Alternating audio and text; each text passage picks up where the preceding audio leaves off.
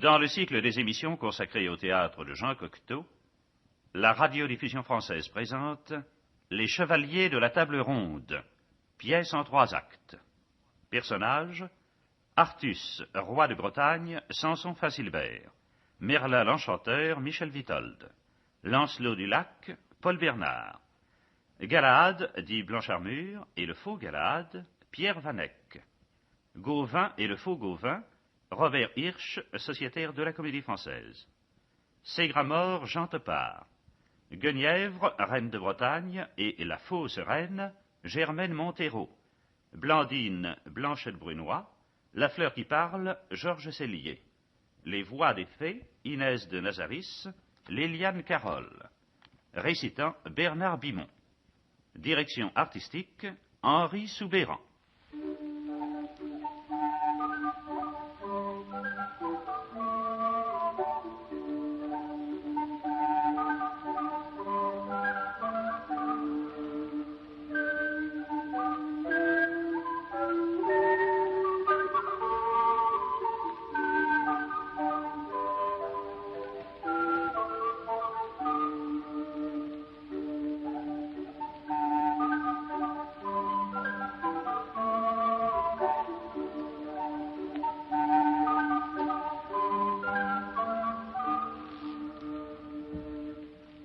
La grande salle de la table ronde dans le château du roi Artus, à Camalo, un jour de Pentecôte.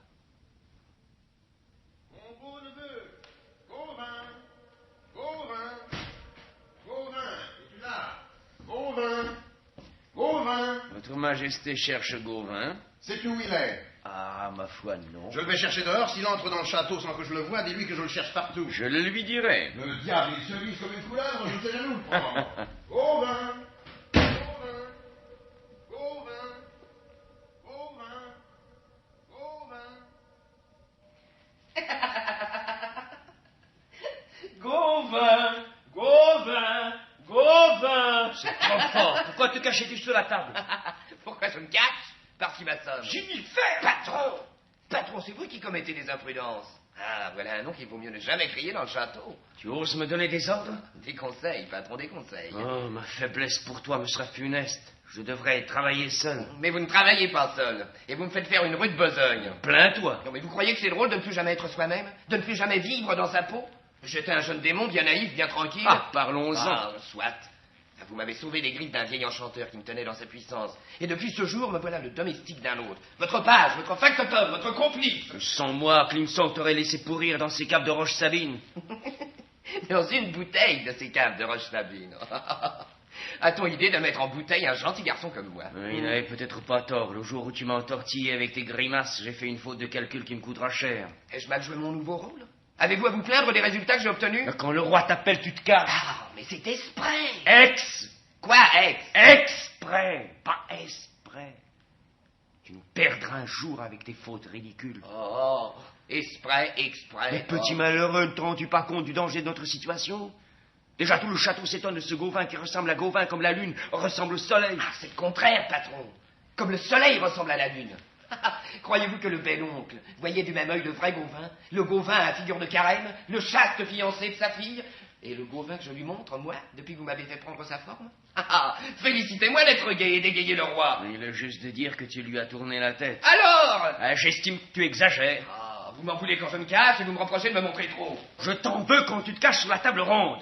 Et je t'en veux de faire le singe derrière le roi qui te cherche partout. Mais j'allais vous expliquer. Oh! J'allais vous expliquer. C'est exprès. C'est exprès. Plus je me cache, et plus le roi me cherche. J'y trouve mon compte et vous y trouvez le vôtre. De quoi m'avez-vous chargé? D'ensorceler Artus, de le distraire, d'être son favori, son âme damnée, de l'avoir en main et le conduire où je veux, où il vous plaît qu'on le mène. La reine m'a chargé de le distraire. Bonhomme. Et c'est pour protéger les amours de la reine Guenièvre et du chevalier Lancelot que vous avez fait disparaître le neveu d'Artus et que vous m'avez fait prendre sa place. Oh, ta conduite est de plus en plus indigne. Tu te vautres dans la paresse et dans le vice. Le désordre règne et le vol et la débauche. Les valets de chiens sont ta seule compagnie. La petite Blandine est en larmes, ses Gramortes évitent. Mais si les choses continuent à suivre ce train, nous sommes perdus, perdus. Artus dort sous l'influence d'un charme. De mon charme. Il se réveillera et te chassera. Vous voilà bien vertueux et bien pessimiste. Allons, voyons.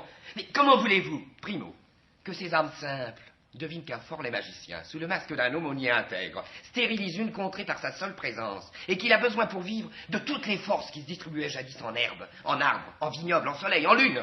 Secondo, que ce magicien possède la puissance de changer son pauvre domestique en Gauvin, et que le vrai Gauvin dévore sa colère, enchaîné fort loin d'ici en haut d'une tour en ruine. Ah, vous m'avouerez, patron. Silence! Quoi? J'ai cru que le roi t'appelait et revenait. Viens ici, j'ai besoin de toi. Allez-y, je vous écoute. C'est aujourd'hui, jour de Pentecôte, qu'un nouveau chevalier inconnu doit venir prendre place à la table ronde. Or, il a été déposé sur la plage dans une auge de pierre. Entre nous voilà qui empeste la sorcellerie. Ou le miracle. Je ne sais pas encore à quoi m'en tenir. Toujours est-il que cet individu se donne pour le très pur et qu'il compte tenter l'épreuve du siège périlleux. Personne au monde ne peut s'asseoir sur ce siège sans recevoir à la poitrine une bonne blessure qui ne se referme plus. Personne, sauf un seul. Et celui-là pourrait nous démasquer, mettre nos plans en échec. Auriez-vous la venette à cause d'un aventurier quelconque? Oh, mais combien en a-t-il passé à Kamalao qui se croyait le sauveur du monde? Peut-être te sera-t-il donné de voir ce triste spectacle. Aussi n'ai-je pas un instant à perdre. Sois attentif et n'oublie aucune de mes paroles. Comptez sur moi. Donc, s'il arrive que le chevalier sorte vainqueur de l'épreuve, je préparerai l'attaque. À peine l'épreuve aura-t-elle réussi que la salle s'emplira de ténèbres. Une lueur circulera de cette porte à cette fenêtre, et tu entendras une voix inhumaine. Le Graal vous quitte, le Graal vous abandonne. Si vous ne voulez pas le perdre, suivez le Graal. Le Graal à bon dos. Exact. Tous les maléfices que je déchaîne par ma présence sont mis sur son compte. Mot d'ordre, l'enchantement mortel du Graal pèse sur la Bretagne. Or, à peine le faux Graal s'est-il fait entendre que tu te lèves, Que le faux Gauvin se lève. et s'écrie. Bel oncle, messieurs, laisserons-nous partir le Graal? Resterons-nous comme de vieilles femmes sans le suivre et sans éclaircir ce mystère? Pour moi, je le veux suivre et regarder enfin face à face. Je propose de nous mettre en quête. Je propose la quête du Graal. Du vague et encore du vague. La table est presque vide. Les plus nobles sont loin. Ils se battent sur les routes contre des fantômes et des mirages. Lancelot reste à cause de la reine et ses grammaires pour ne pas abandonner Blandine. Ils ont déjà un peu honte. Ils bondiront à ta suite, et si le roi essaye de vous retenir, parle fort. Et s'il essaye de reculer la quête, frappe sur la table. Quoi, bel oncle, vous nous prêchez un acte déloyal? Bref, démène-toi, jusqu'à ce que la quête s'organise, jusqu'à ce que les chevaliers s'arment, et jusqu'à ce que la cour retentisse de cliquetis, d'aboiements et de hennissements. Il faut que les chevaliers partent ce soir. Ce soir? Ce soir. Et l'inconnu? S'il est le chevalier du Graal, il donnera pas dans le panneau et il avertira les autres. Sois tranquille, je saurai créer assez de confusion pour qu'il en sorte quelque avantage. Je résume. C'est moi qui décide l'expédition. Corrigible.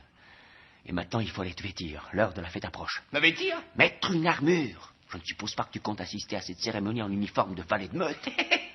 Vous vous trompez? J'y compte. Le roi exigera que tu t'habilles. Le roi voudra ce que je veux. Alors tu cherches le scandale. Mais je ne vois pas où se trouve le scandale. Si vous croyez que c'est une sinécure de ne plus jamais vivre dans sa propre peau, pour une fois que vous m'avez fait prendre une forme qui me plaise, il est normal que j'en profite. Et je me plais beaucoup en Gauvin. Où en sommes-nous? Jennifer, la partie est grave. Cesse de contempler ce costume avec une frivolité répugnante. Voilà que je contemple mon costume. Vous qui me reprochez d'en avoir point. J'appelle costume une apparence qui n'est pas la tienne et que tu tiens de mon seul pouvoir. Vous fâchez pas. Je serai attentif et sage, c'est promis. Si l'inconnu triomphe, les chevaliers partent ce soir. Je compte sur toi. Comptez sur moi, patron. Audrey, Gauvin, où y avait-il? Encore. Silence. Ça pour m'aimer lui-même, alors. Nous allons voir s'il aime autant l'idée de t'admettre en cette tenue à la table ronde. Combien pariez-vous? Le voilà. Sire, Gauvin vous cherchait. Quelle est cette tenue? Le temps presse et le chevalier approche. Il te faut vêtir, Gauvin. Nous y voilà. Sire, vous m'étonnez beaucoup. La jeunesse doit-elle dissimuler son corps comme la vieillesse? Les biches et les poulains sauvages se couvrent-ils de brocart et de velours? Suis-je contrefait? Ai-je une bosse ou un pied beau pour m'affubler de vêtements incommodes? Il a raison, ma foi. Perdu, patron. Merci, bel oncle. J'étais sûr que vous comprendriez cette nouvelle mode. Je me demande ce que diront de cette nouveauté-là nos Beagle et notre poète. Ils ne sont jamais loin à me guetter et à comploter. Ils m'adorent, Merlin. Mais ils m'en veulent de rire et de mener joyeuse vive. J'ai un fils et une fille trop graves, en vérité, et une épouse qui m'intimide. La reine est une sainte. C'est juste. La reine est une sainte et je ne suis pas un saint. Et mes nouveautés lui déplaisent. Blandine! Guenièvre! Père? Vous voyez? Demande à ta mère et à ton frère de descendre, et descends avec eux. Bien, mon père. Il vaut peut-être mieux que je m'éloigne. Reste.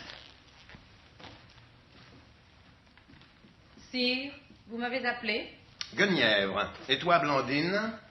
Et toi, c'est Gramort, j'ai voulu vous consulter sur une mode que nous lance notre beau neveu. Approche, Rouvin. Que dites-vous de son costume de cérémonie? Oui, c'est bien ce que je pensais. Nos saintes et notre poète nous désapprouvent. Sire, est-ce pour voir Gauvin sans chose que votre majesté nous a fait descendre? Non, notre majesté s'amuse beaucoup de votre gêne. Suis-je donc si repoussant à voir, Blandine, que vous vous détournez avec dégoût? Tu as peut-être fourni de bons motifs à mon père, mais ta tenue n'en demeure pas moins incorrecte. Incorrect. Tu m'imiteras, ces Gramort, et te mettras les membres à l'aise lorsqu'il me conviendra un jour de couvrir les miens d'étoffes superbes. Ainsi va la mode, et les sots qui la suivent. Oh, ma farce innocente dégénère en querelle. Tout doux, tais-toi, Gauvin. En un pareil jour, je ne supporterai pas les disputes. Au reste, je sortais. Oh, à peine on le tient et déjà il se sauve. Blandine et moi comptions sur lui pour décorer le porche avant la fête. Chargez-vous de cette besogne de servante. On aveugle des oiseaux pour la chasse, et je ne manquerai cette opération pour rien au monde. Quelle horreur! Cette opération des oiseaux m'intéresse. J'irai avec toi. C'est que... Gauvin n'ose pas dire que la place de votre majesté n'est peut-être pas au chenil avec les domestiques. Oh, on ne veut pas que je m'amuse. On m'empêche de m'amuser. Mon oncle! Je t'accompagne jusqu'à mi-chemin. Venez, Merlin, mon cher ministre. Ainsi m'emmènerez-vous de force et m'obligerez-vous à m'occuper des affaires les plus ennuyeuses du royaume. Vous autres, décorez-nous un bel arc de triomphe et tressez-nous riches guirlandes de fleurs pour l'arrivée de l'inconnu. Mais mon père, il ne pousse plus de fleurs à Camalo. Oui, c'est juste, c'est juste. Alors, vous trouverez bien quelques paperasses pour remplacer les fleurs. Vous avez du goût, je ne m'inquiète pas. Mère, c'est affreux. Je t'en conjure, Blandine, ne t'énerve pas. Elle a le droit d'être nerveuse. Je me tenais à 4 pour ne pas le gifler. Domine-toi, c'est Gramort. Tu ne peux châtier ce que ton père supporte. Il y a des limites. Tu as vu comme il s'est montré dur, sec, cruel, insolent, prétentieux? Je n'y comprends rien. On dirait que c'était pas le même. On dirait qu'un monstre a pris sa place et se moque de nous par sa bouche et par ses regards. À ta demande, j'ai interrogé Merlin en secret. Il affirme que Gauvin se force et qu'il t'éprouve. Qu'il m'éprouve? Oui, vous êtes fiancés depuis votre petite enfance. Peut-être veut-il savoir si tu ne l'aimes pas par habitude, si tu l'aimerais malgré tout. La moindre de ses paroles me blesse. Ses gestes me gênent. Il a pris le genre des brutes avec lesquelles il passe ses jours et ses nuits. Il ne parle même plus une langue correcte. Il empestait l'alcool. Lui si sobre, si sage, si digne, la fleur des bonnes manières et de la chevalerie. Est-il malade? Est-il fou? Peut-être faudrait-il qu'on l'exorcise. Peut-être qu'un démon l'habite et lui veut du mal. Son œil me glace. Il nous regarde sans aucune tendresse. Croyons Merlin. Oh, ce Merlin, je le déteste. Il ne t'a rien fait, Blandine. Je le déteste d'instinct, ma mère. Son approche me donne la chair de poule. Depuis 2 ans qu'il partage notre existence. Rien n'est pareil. Voilà presque 1 an que Gauvin ne se ressemble plus. Tu ne vas pas rendre notre aumônier responsable du changement de Gauvin, je suppose. Quelquefois, je le tiens pour responsable de tout le mal qui nous arrive. Ton père a pour lui la plus grande estime. Mon père, il change aussi. Observez-le. Certes, il aimait Gauvin comme il aime ses autres chevaliers, et il voyait en lui son neveu et son futur gendre. Mais est-il naturel qu'il ne puisse plus se passer de sa présence? Et cela depuis que Gauvin s'abîme et s'éloigne de nous. Ma mère, on dirait que Gauvin et lui sont victimes de quelque sortilège. Chaque fois que Gauvin se montre odieux, le roi l'approuve. C'est un exemple entre 1000 que cet absurde caprice de siéger sous le harnais d'un valet de meute. J'adore mon père. Mais en ce qui concerne Gauvin, on dirait un roi aveugle, mené en laisse par son fou. Il faut être indulgente, Blandine. Ton père raffole de la jeunesse. Gauvin ne m'aime plus. Il te reviendra. Il jette sa gourme. Sois à droite. Laisse-le se détendre et ferme les yeux. Aurais-je le courage? Mais oui, Blandine. Cette crise ne sera plus longue. Allez décorer le portique. Je resterai avec Lancelot. Messire, ma mère vous racontera la mode nouvelle. De quelle mode s'agit-il? Il parle du dernier caprice de Gauvin, qui consiste à siéger au conseil en valet de meute. Allons, ne te mets pas Martel en tête, Blandine. J'en ai fait bien d'autres. Et je n'en suis pas un plus mauvais chevalier pour cela. Le plus illustre de tous, Lancelot. Lancelot, mon Lancelot, je ne te vois plus jamais tête à tête. Prends garde. Mon bien-aimé, est-ce toi qui me conseilles la prudence? J'ai toujours peur qu'on nous écoute. Peur, toi? Toi qui n'as jamais eu peur de rien. Lancelot, tu ne m'aimes plus. Ma folle chérie. Et hier encore, lequel de nous aurait parlé prudence? Hier était hier. C'est au nom de 18 années d'amour fidèle que je te parle. Parce que notre amour résiste à toutes les épreuves, nous ne pouvons continuer de vivre dans ce malaise et dans cette insécurité. Un amour qui se consulte est-il de l'amour? Lancelot, tu m'aimes moins? Je t'aime mieux. Nous étions fous. Fous l'un de l'autre. Te voilà sage, je reste folle. C'est bien ce que je voulais dire. Et moi qui t'adore, je me fâche contre une passion aveugle, sourde, qui s'obstine à l'être, à ce refus d'y voir clair. Oui, folle, qui t'acharne contre toi, contre moi, contre nous, et qui m'accuse de mal aimer. Nous vivions heureux. Nous voulions vivre heureux de force, et nous y parvenions, et notre vie coupable était la vie de ce château. Mais te rends-tu compte que tout change, sournoisement? Ce château ne vit plus, il dort. Ce château dort debout, et nous sommes ses rêves. La vie est morte. C'est en vain que le soleil de notre amour te donne le change. La vie est morte autour de nous, et peut-être à cause de nous. Lancelot, tu rongeais ton frein en cachette pendant ces 2 années que je croyais douces, parce que tu restais immobile au lieu de chercher les aventures, les premières années calmes depuis la naissance de ces Gramorres. Tu voudrais secouer le joug d'un amour qui te lasse, et me quitter encore, et courir le monde. Notre amour y gagnerait. Oui, certes, je suivrais l'exemple de mes compagnons, s'ils ne rencontraient dames qui se changent en hyènes, chevaliers aux armures vides, et créneaux qui s'évanouissent à l'aurore. C'est la faute du Graal. Le Graal. Le Graal, toujours le Graal. Je l'attendais. Non, je me refuse à mettre tout ce qui arrive d'incompréhensible sur le compte du Graal. C'est trop commode. Ces mystères en favorisent d'autres, beaucoup moins surnaturels, et que j'arriverai à éclaircir. Tu blasphèmes. Je ne blasphème pas. Le château de Corbenic garde le vase où Joseph d'Arimathie a conservé le sang du Christ. Et ce vase possède le pouvoir de répandre les merveilles ou les désastres. Voilà le Graal. L'ennemi a beau jeu d'embrouiller les cartes. Pourquoi le Graal a-t-il cessé depuis 2 ans d'enrichir la Bretagne? Pourquoi le Graal est-il devenu synonyme d'épouvante? Un seul d'entre nous s'est-il demandé si ses actes n'étaient pas le vrai motif de cette volte-face? Un seul d'entre nous a-t-il réformé sa manière de vivre? Un seul d'entre nous s'est-il inquiété de savoir s'il n'était pas responsable de ce fléau? L'amour n'a jamais été du diable, que je sache. Notre amour est de Dieu, j'en suis sûr. Mais il dissimule et il trompe. Ces Gramorres est le fils de notre faute. Il se croyait assez pur, notre poète, et il avait raison de le croire. Le coup de lance du siège périlleux est notre œuvre et frappe l'adultère, tu le sais aussi bien que moi. Tu exagères. Tu dramatises les choses. Ton humeur te les montre trop en noir. Trop en noir? Mais regarde autour de toi. Jadis, on ne rencontrait que d'honnêtes figures qui vous souriaient, vous saluaient au passage. Depuis que Merlin habite le château et que Gauvin le gouverne, je ne croise que des figures sinistres qui gardent le bonnet sur la tête et vous des visages d'un air moqueur. Aie le courage de tes actes. Ne cherche pas de responsable en dehors de nous. Lancelot, le roi savait en m'épousant que je ne l'aimais pas d'amour. Il a voulu m'épouser quand même et laisser mon cœur libre. L'amour que je te porte, que je t'ai porté par grande merveille dès notre première rencontre, est un amour de Dieu. Les circonstances nous ont entraînés dans le mensonge. Lancelot, s'il te semble que cet amour vienne du diable, tu n'en démordras jamais. Et tu n'en goûteras plus la douceur. Guenièvre. Laisse.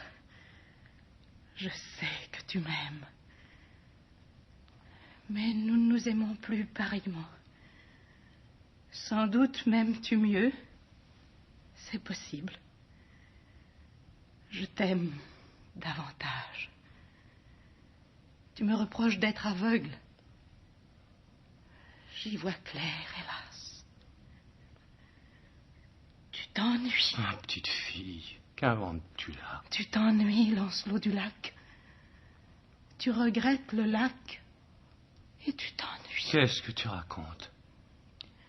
Le sang léger coule dans tes veines, et par notre faute dans les veines de ces grands morts.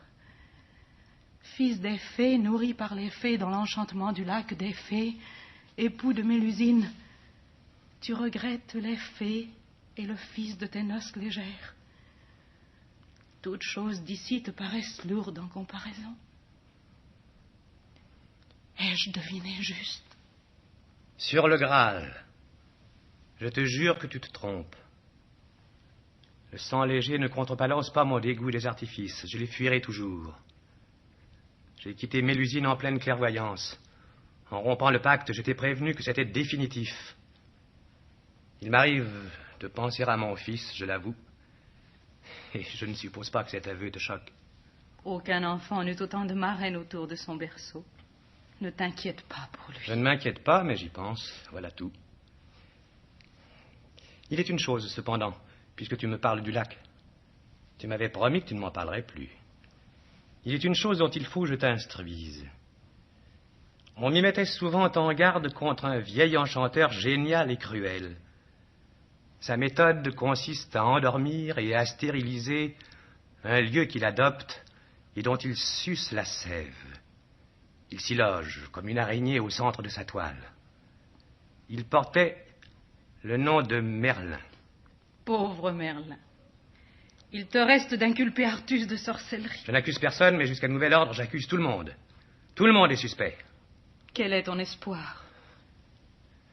Je mets mon espoir dans le chevalier que nous attendons. Et je te demande de me garder ta confiance, quoi qu'il advienne, et de ne jamais douter de moi. Je ne douterai jamais de toi. Je ne connais qu'un seul charme, celui qui nous attache l'un à l'autre. Un seul enchantement, celui sous lequel tu m'as mise. Un seul sortilège, le tien. Donne-moi tes lèvres. Artus. Et confiance. Je ne dirai rien, Merlin, c'est une surprise. Beau sire. Je te salue, mon Lancelot. Oserais-je vous demander, Artus, quelle est cette surprise? Une grosse surprise. Messire l'aumônier voudrait bien savoir de quoi il en retourne, mais depuis hier, je garde mon secret. Avoue-le, Merlin, ma surprise t'intrigue. Je n'aime pas beaucoup les surprises. Mon expérience m'a toujours conseillé d'y prendre garde et de me méfier d'elle. Il est jaloux. Il est jaloux. Notre alchimiste est jaloux. Peut-on en savoir davantage? La surprise me vient du roi Baudémagus. La table ronde avait bien des sièges vides et Baudémagus, notre vieux roi magicien qui ne peut venir, m'a envoyé à sa place certaines caisses. Bref, je n'en dirai pas plus. La caisse rehaussera le prestige de notre cérémonie. Une caisse? Oui, madame, une caisse, une simple caisse, une caisse que j'ouvrirai en son temps. Oui, Gauvin. Gauvin. Gauvin. Et au fait, est-il rentré à la maison? Diable, diable, j'oubliais qu'il sort sans cotte et que nos prudes refusent de lever les yeux sur lui. Artus, ne pourrait-on parler d'autre chose que des côtes de Gauvin? La reine est jalouse. Pardieu, ma reine est mon alchimiste. Tout le monde m'a l'air d'être jaloux dans ce château. Sire, je cherche votre neveu et je vous le ramène. Dis-lui surtout qu'il monte la caisse de notre sorcier. Je tiens à ce que personne d'autre n'y touche et qu'il prenne garde, c'est fragile. Je compte sur toi. Bien, sire. Déjà? Le chevalier approche. C'est Gramort! C'est Gramort! Guenièvre, je m'excuse de vous mettre à la porte. La coutume exige que les femmes n'assistent pas à notre conseil. Je connais la coutume et je m'apprêtais à rentrer chez moi. Lancelot, je serai présente. J'observerai de la logette. Bonne chance et Dieu nous aide. Elle a mauvaise mine. Nous sommes tous pâles, Artus, il y a de quoi. Mais vous l'avouerez, j'ai bon espoir. Lancelot, mon cher, nous en avons tant vu qui se croyait digne de tenter l'épreuve et tire sur le coup de lance. Chut. Voilà, c'est Gramort. Et Merlin est notre Gauvin. Ouf! Elle est lourde! Te voilà, beau singe. Tu donnerais cher pour savoir ce que tu transportes là-dedans. Où faut-il que je la pose? Sur la table, face au siège de Baudémagu. À vos places, mes amis, à vos places. De chaque côté du siège central qui reste vide, se sont assis Artus, Gauvin, Lancelot, Ségramor. Debout derrière le roi, Merlin. 7 sièges restent vides, outre le siège périlleux.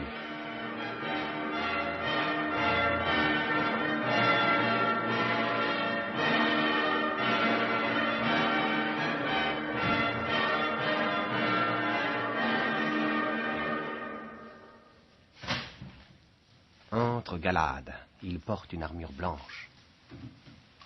Chevalier, un prodige vous a déposé sur notre rivage. Une auge de pierre vous portait sur les eaux. Si cette place est la vôtre, la paix soit avec vous. Hélas, notre table est bien vide, car les princes qui occupaient ces sièges chevauchent sur les routes, quêtant la grande aventure. Vous les nommerai-je? Sire roi, me permettez-vous de dire leur nom? Vous les connaissez? Quel chevalier quêtant la grande aventure ne connaîtrait Bohor, Personnel, Clamadieu, Florent d'Itolac, le roi Baudémagu, le sénéchal Quai, Gamuret, Langevin et Patrice au cercle d'or? C'est merveille de vous entendre, beau sire. Souffrez que je vous présente ceux qui siègent à cette table et vous saluent. Lancelot du Lac, fils des fées, élevé par elles, le meilleur chevalier du monde. Gauvin, notre neveu, cœur d'or et tête folle. Notre fils Ségramor, poète, et comprenant de naissance par un étrange privilège le langage des oiseaux. Il porte sur la poitrine la marque sanglante du siège périlleux. Debout, Merlin, notre aumônier et notre astrologue. Et maintenant, chevalier, et vous, mes amis, je vous annonce une belle et grande surprise. Baudémagu, le roi sorcier, retenu par l'âge dans ces domaines d'où nul ne peut revenir, nous envoie à sa place une fleur qui parle. Cette fleur inouïe possède la propriété de retenir les paroles qu'on prononce devant elle.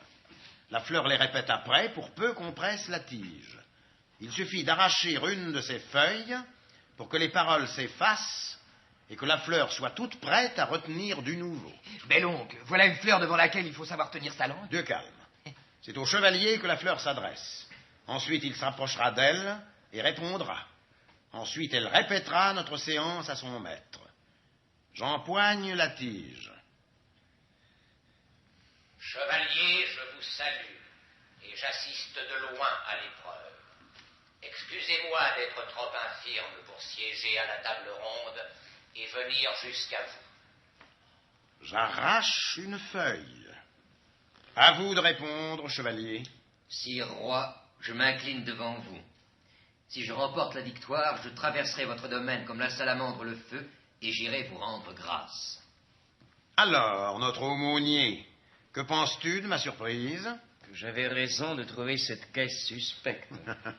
Qu'en pensez-vous, chevalier? Sire, je le répète, si je suis celui que je prétends être, les sorciers ne peuvent m'atteindre. Et je rapporte moi-même demain la fleur qui parle au roi Baudémagu. J'accepte votre offre. Maintenant, chevalier, vous connaissez mes hôtes. C'est votre tour de vous nommer à nous. Galade, dit Blanche Armure, un secret environne ma naissance. Un soir, dans une forêt, j'ai vu passer vos chevaliers, et je les ai pris pour des anges. J'ai voulu les suivre. J'ai longtemps erré sans découvrir votre royaume, et enfin, une auge de pierre m'a échoué sur votre rivage. Il me reste à tenter l'épreuve du siège, et je me mets à la recherche de Corbenic l'introuvable, le château du Graal. Chevalier, avant de tenter l'épreuve, le roi Artus va vous donner lecture du rituel. Visible aux uns, invisible aux autres, captif volontaire, le vase de la Sainte Seine où Joseph d'Arimathie conserva le sang divin attend le chevalier très pur à Corbenic, un château dont nul ne sait le lieu. celui qui, par sa bravoure et par sa sagesse, saura découvrir le Graal, déjouer les ruses qui l'isolent, traverser les mirages et les fantômes, celui qui sera le plus attentif à certains signes et ne cédera pas au sommeil de la fatigue, et au lieu de poser maintes questions malhonnêtes, n'en posera qu'une seule, celui-là s'entendra répondre « Soyez le bienvenu, si longtemps nous vous attendîmes. » Et les choses lourdes deviendront légères, et les choses légères deviendront lourdes, et le Graal cessera d'être une énigme, et le sens de ce qui était obscur se déchiffrera, et l'esprit dominera la matière, et les dragons mourront et répandront leur langue sur le sable, et la vérité sortira toute droite de sa housse de paresse et d'enchantement. Galad dit Blanche Armure, êtes-vous celui-là? Je le suis. Prouvez-le. Je le prouve. Il contourne la table et prend place sur le siège. Il arrache sa tunique et montre sa poitrine nue. Souffrez que je vous embrasse, beau sire.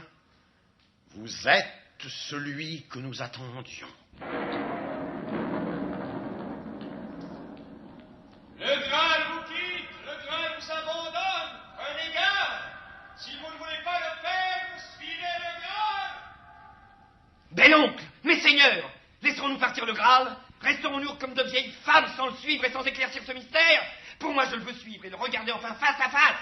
Messieurs, je propose de nous mettre en quête. Je propose la quête du Graal. Bravo, Gauvin, je t'approuve. C'est Gramor, et tu des nôtres. À la quête du Graal. À la quête du Graal. Je suivrai le Graal et il me guérira.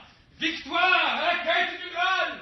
À la quête du Graal. Messire Gauvin, je vous félicite. Vous devez être fier de votre neveu, sire. Oh là, chacun s'échauffe, et personne ici ne me laisse placer un mot. Nous attendions le chevalier du Graal, et le chevalier du Graal est venu. Aucun de nous ne doit empiéter sur ses prérogatives. Je m'oppose. Quoi, bel oncle? Vous nous prêchez un acte déloyal? Écoutez-moi. Mais le chevalier nous mépriserait fort si nous perdions du temps en palabres. Le Graal se taisait et se cachait, mais ce n'est plus pareil. Il s'est fait entendre. Je ne tiendrai pas en place que la quête ne s'organise. Gauvin, je te retrouve. Gauvin, mon ami, mon frère. Pardonne-moi de t'avoir parfois jugé mal. Ils perdent tous la tête, ma foi, vous me cassez les oreilles. On ne décide pas une affaire semblable en un clin d'œil. Pourquoi? C'est en un clin d'œil que les grandes choses se décident. Bel oncle, déshonorez-vous la table ronde? Vous empêcherez-nous de faire notre devoir? Oh, ils deviennent fous. Père, je guérirai. Gauvin redeviendra notre Gauvin. Et Messire Lancelot nous servira d'exemple. À la quête du Graal. À la quête du Graal. Vous, Galad, le sage entre les sages, dites, que pensez-vous d'un tel départ? Artus, tout cela est fort étrange et fort utile.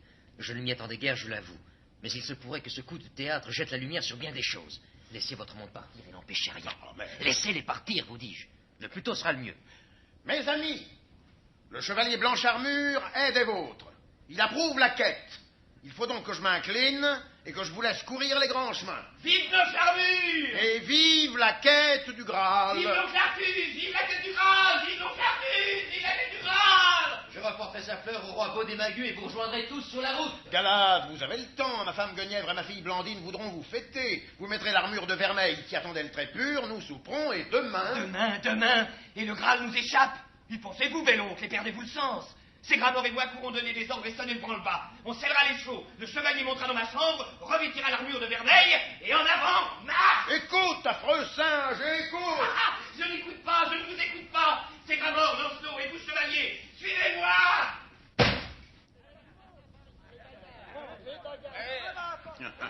Les chers enfants, je me fâche, mais je les adore. Ah, Merlin, quelle poignée de braves j'ai là.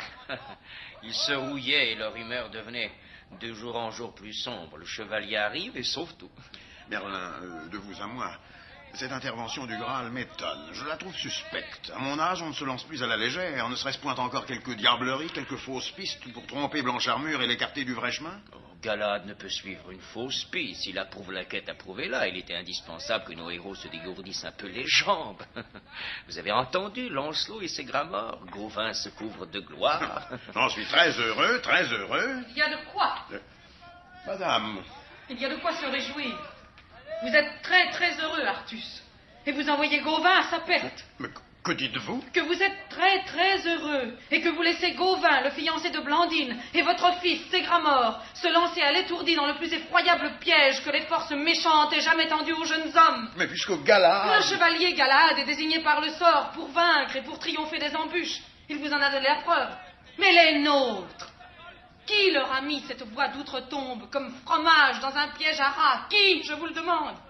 Et vous, l'aïeul, et vous, le maître, vous laissez Gauvin, vous laissez Ségramor. Oh, madame, toujours Gauvin et Ségramor, mais Lancelot est d'âge à savoir ce qu'il fait. Merlin, n'était-il pas le plus enragé du groupe? Parlez, Merlin. Ne restez pas neutre.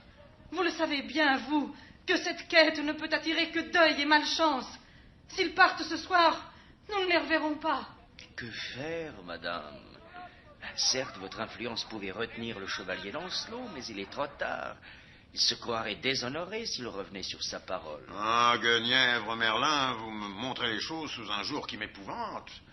Oui, vous avez raison 1000 fois, leur enthousiasme m'avait gagné. Le joyeux branle-bas du départ me masquait le silence mortel du château vide. Maintenant seulement mes yeux s'ouvrent et je vois les choses telles qu'elles sont. Ah, Guenièvre, Guenièvre, vous m'avez mis à l'âme les grandes douleurs. Il ne faut pas vous plaindre, il faut agir. Avant tout, vous pouvez défendre à votre fils de suivre la quête. Il dépérirait, il se révolterait. Et Gauvin. Et Lancelot. Et Lancelot. Lancelot encore, ce n'est pas pareil, les aventures sont sa règle. Il se dessèche à la maison. Perdez-vous le sens. Lancelot est fait pour de clairs tournois et de nobles aventures. Imaginez-le dans cette pâte infecte, dans ce labyrinthe de belles sorcières qui vous attirent et de duels inutiles. Non, c'est impossible, impossible. Il faut empêcher cette quête à tout prix. Oh, ma pauvre tête se brouille. Donnez-moi un conseil. Vous, Merlin.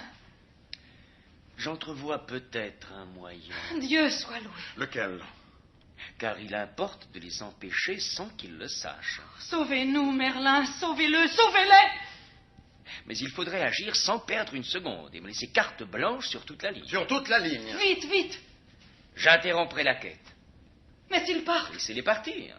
Votre Majesté désire-t-elle, oui ou non, que je m'en charge? Pardonnez-moi. Donc, laissez-les partir. Exigez que je les suive jusqu'à la première étape et que la reine désigne cette étape.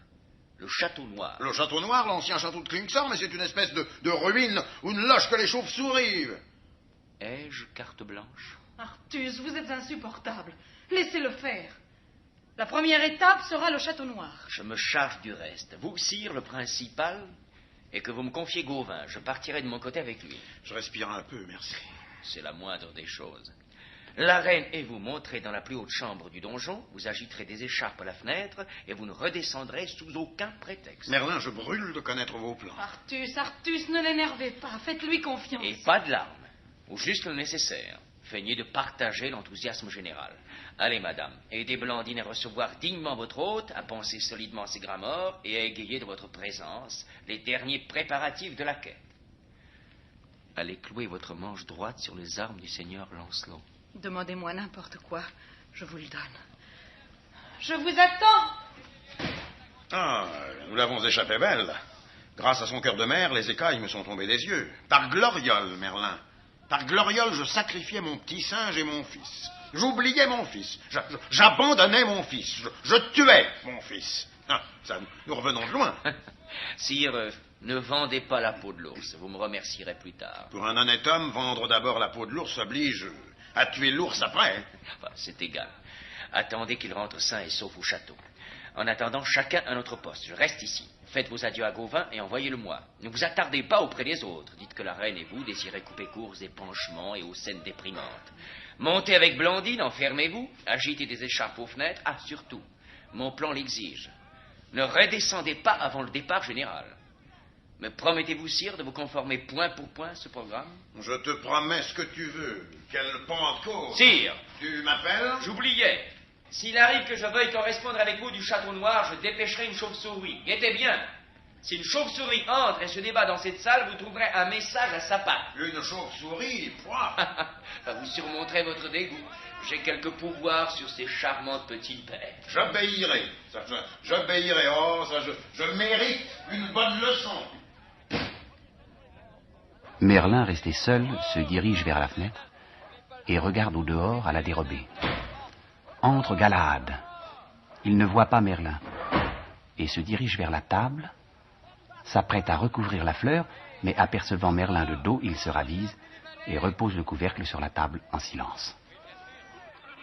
Messire Merlin. Chevalier, vous m'avez fait peur. Je vous prenais pour un fantôme. Je n'aurais pas cru, messire Merlin, que les fantômes et autres créatures de l'au-delà fussent capables de vous faire peur. Je ne suis qu'un brave alchimiste. Vous n'êtes pas un brave alchimiste. Ah, qui suis-je alors? Je serais curieux de l'entendre de votre bouche, de la bouche d'un chevalier du Graal, du héros du jour. La ruse est inutile entre nous. Le temps presse. Je sais qui vous êtes, Merlin.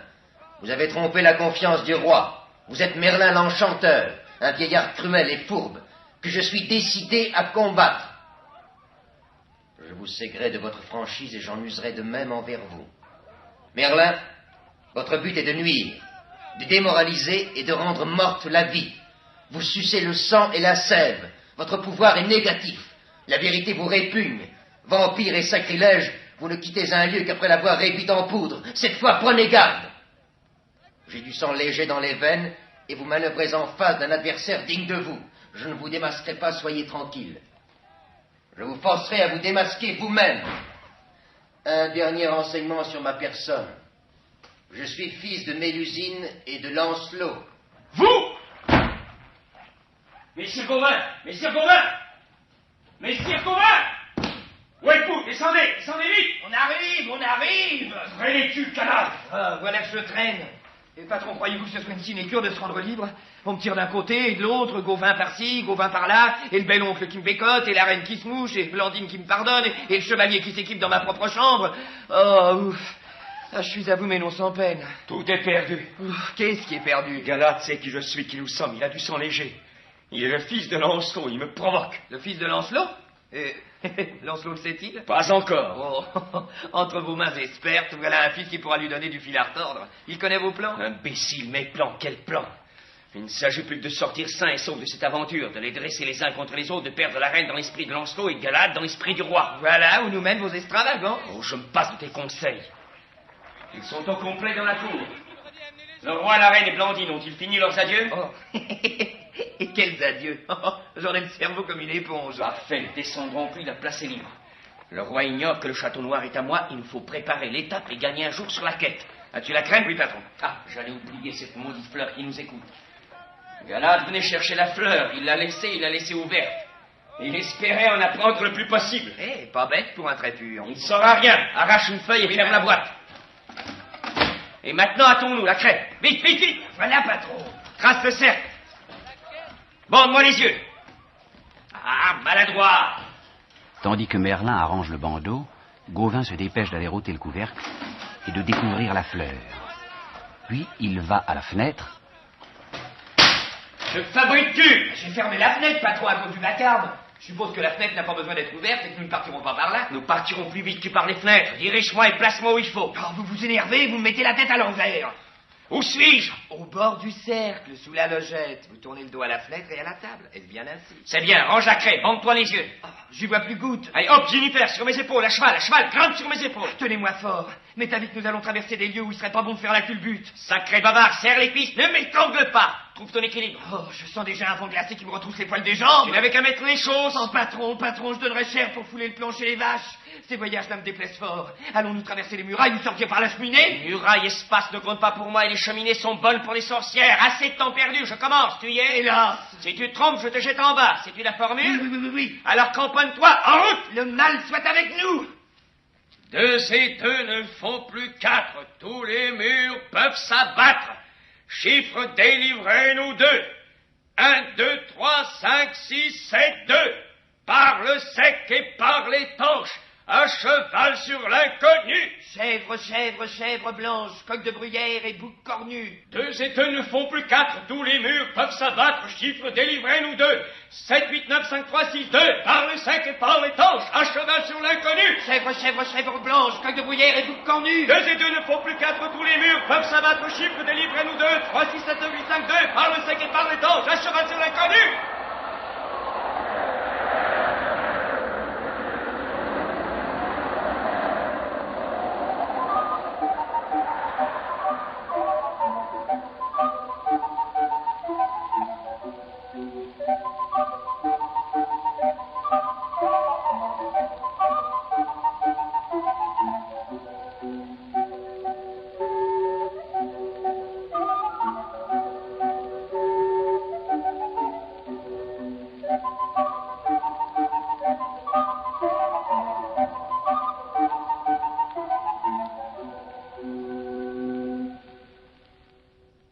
Le château de l'Enchanteur. Une grande salle en ruine.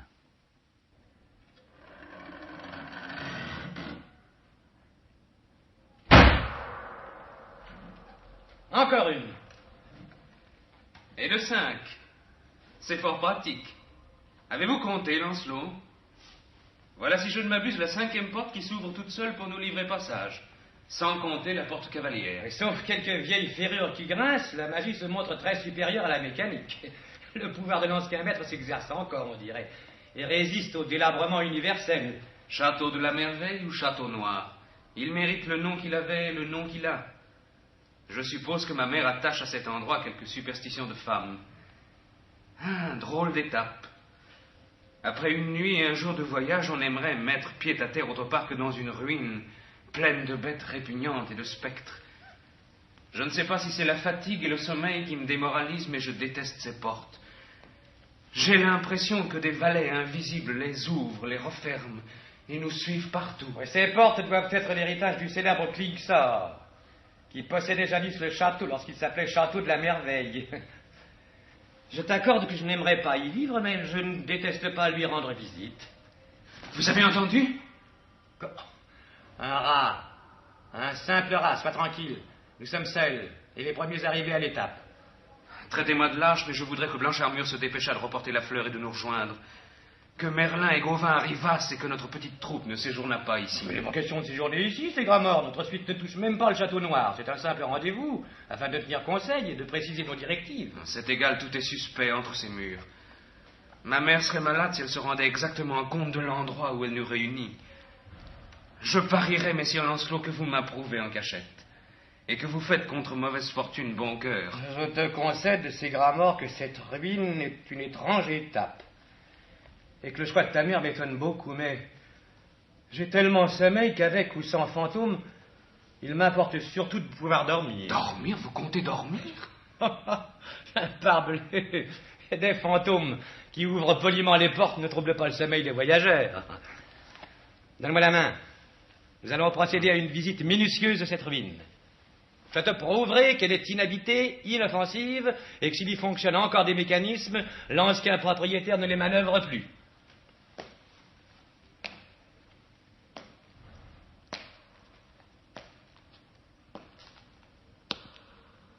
Des échecs. Voilà du nouveau. Et quels échecs, messire, touchez-les. Je n'en ai encore jamais vu d'aussi superbe, d'aussi grand. Ni moi. Non, c'est Gramort. Remets cette reine où tu l'as prise et ne dérange pas le jeu. Car la partie est en train, et même fort en train. L'échiquier est propre. On dirait que les joueurs viennent de s'interrompre. Une écritoire et de l'ange. Je me trompais. Ce château m'a l'air d'une fausse ruine. Sans le sommeil qui me coupe bras et jambes, j'exhorterai notre hôte invisible à se faire connaître et je le provoquerai aux échecs. La quête commence, messire. Je me demande si cet échiquier n'est point là tout exprès pour induire en tentation un enragé du jeu d'échecs comme vous. N'y touchez pas. Quoi, il te déplairait de me voir jouer une partie avec le diable? Ne plaisantez pas de choses pareilles. Ignorez-vous que le diable habite les châteaux vides et qu'il est joueur, et qu'il arrive même qu'on puisse le battre? Rassure-toi. Battre le diable serait le couronnement d'une carrière de chevalerie, mais hélas, tu te montes la tête. La présence de ces échecs doit être toute naturelle et l'explication ne tardera pas. Merlin et Gauvin ne seraient-ils pas arrivés avant nous et simplement en promenade? Vous vous donnez le change. Ne vous ai-je pas entendu maintes fois vous plaindre de ce que l'enfantillage de Gauvin et les jeux de casse-cou qu'il invente détournaient mon père des échecs? Gauvin les déteste. Asseyons-nous et attendons. Nous ne tarderons pas à avoir le mot de l'énigme. Quel affreux sommeil. Ça, je me demande si je rêve ou si je vis. Mais nous vivons, messire, et nous vivons un rêve. Vous devez me trouver puéril, mais j'ai une excuse. Écoutez plutôt une histoire que je n'osais vous dire et qui m'a bouleversé au point de me mettre dans cet absurde état. Lorsque vous m'avez précédé en reconnaissance, après que nous vîmes apparaître le château, je laissais pendre mes guides, je somnolais, mon faucon Aurelius sur l'épaule gauche, lorsque j'entendis qu'il me parlait. C'est Gramort, lâche-moi, c'est Gramort, et je te rapporterai curieuse nouvelle. Décapuchonne-moi, c'est Gramort. J'ôte le capuchon, je le lâche, Il monte droit comme la pierre d'une fronde et vole jusqu'au château. À peine s'était-il posé au bord d'une des lucarnes les plus hautes qu'il ouvre ses ailes, redescend et regagne sa place. Eh bien, lui dis-je, eh bien, Aurelius, qu'est-ce donc que tu nous rapportes? Et comme il se taisait, je regarde, et que vois-je? Le sang coulait de son bec, et sa petite tête pendait. Et il tomba mort de mon épaule. Aurelius était mon porte-chance, messire. Et c'est ce qui vous explique mon attitude à notre arrivée dans le château. Ouais, où suis-je? Peste, je dormais à point fermé, que c'est bête. Excuse-moi, c'est Gramort. Je rêvais de toi. Une méchante main gantée de blanc étouffait ton petit faucon sur ton épaule. Pauvre Aurelius, il saignait du bec et tombait. Et je m'éveille. Endormi. Chacun son tour. Dors, mon fils bien-aimé, dors. Que le sommeil t'éloigne de cette maudite demeure. Les beaux échecs. Et si j'avançais la partie?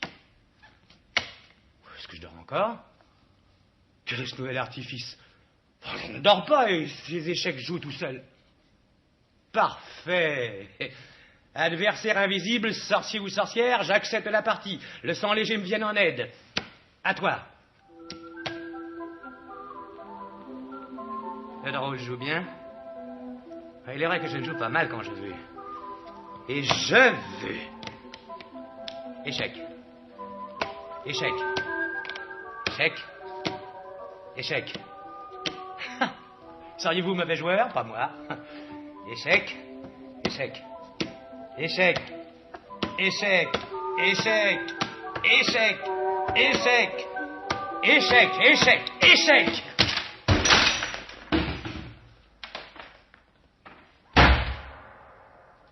Et là, qu'y a-t-il? Voilà un fantôme qui n'aime pas perdre, il a renversé l'échiquier.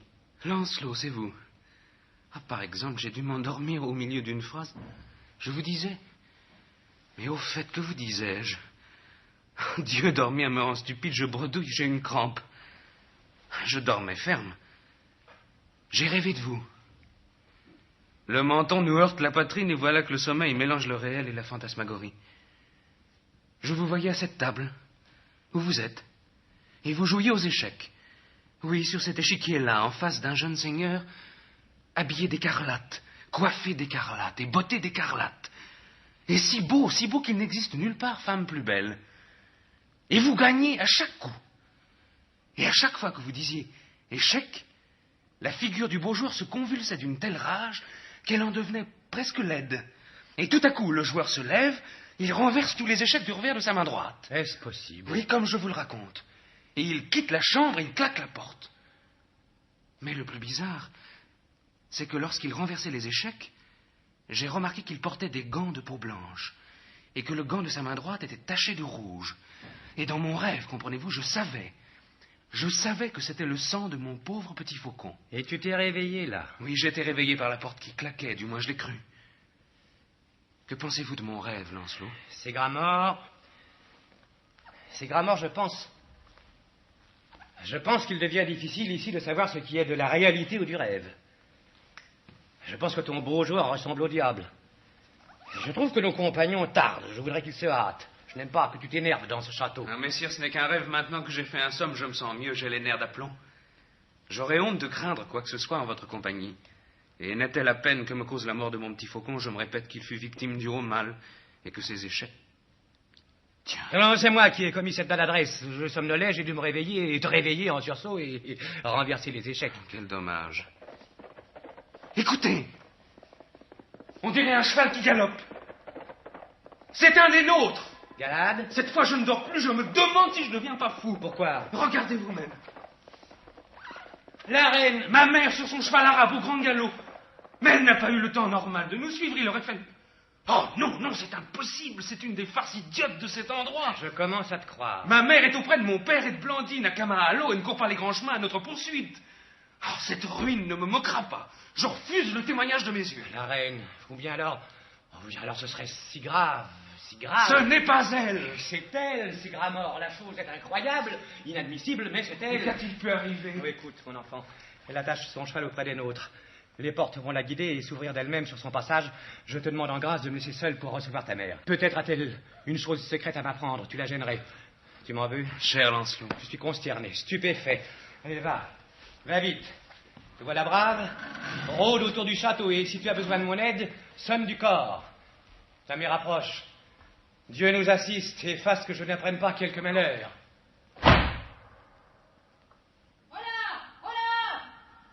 Voilà une maison où les portes vous servent de guide. Lancelot, mon cher, répondez. Où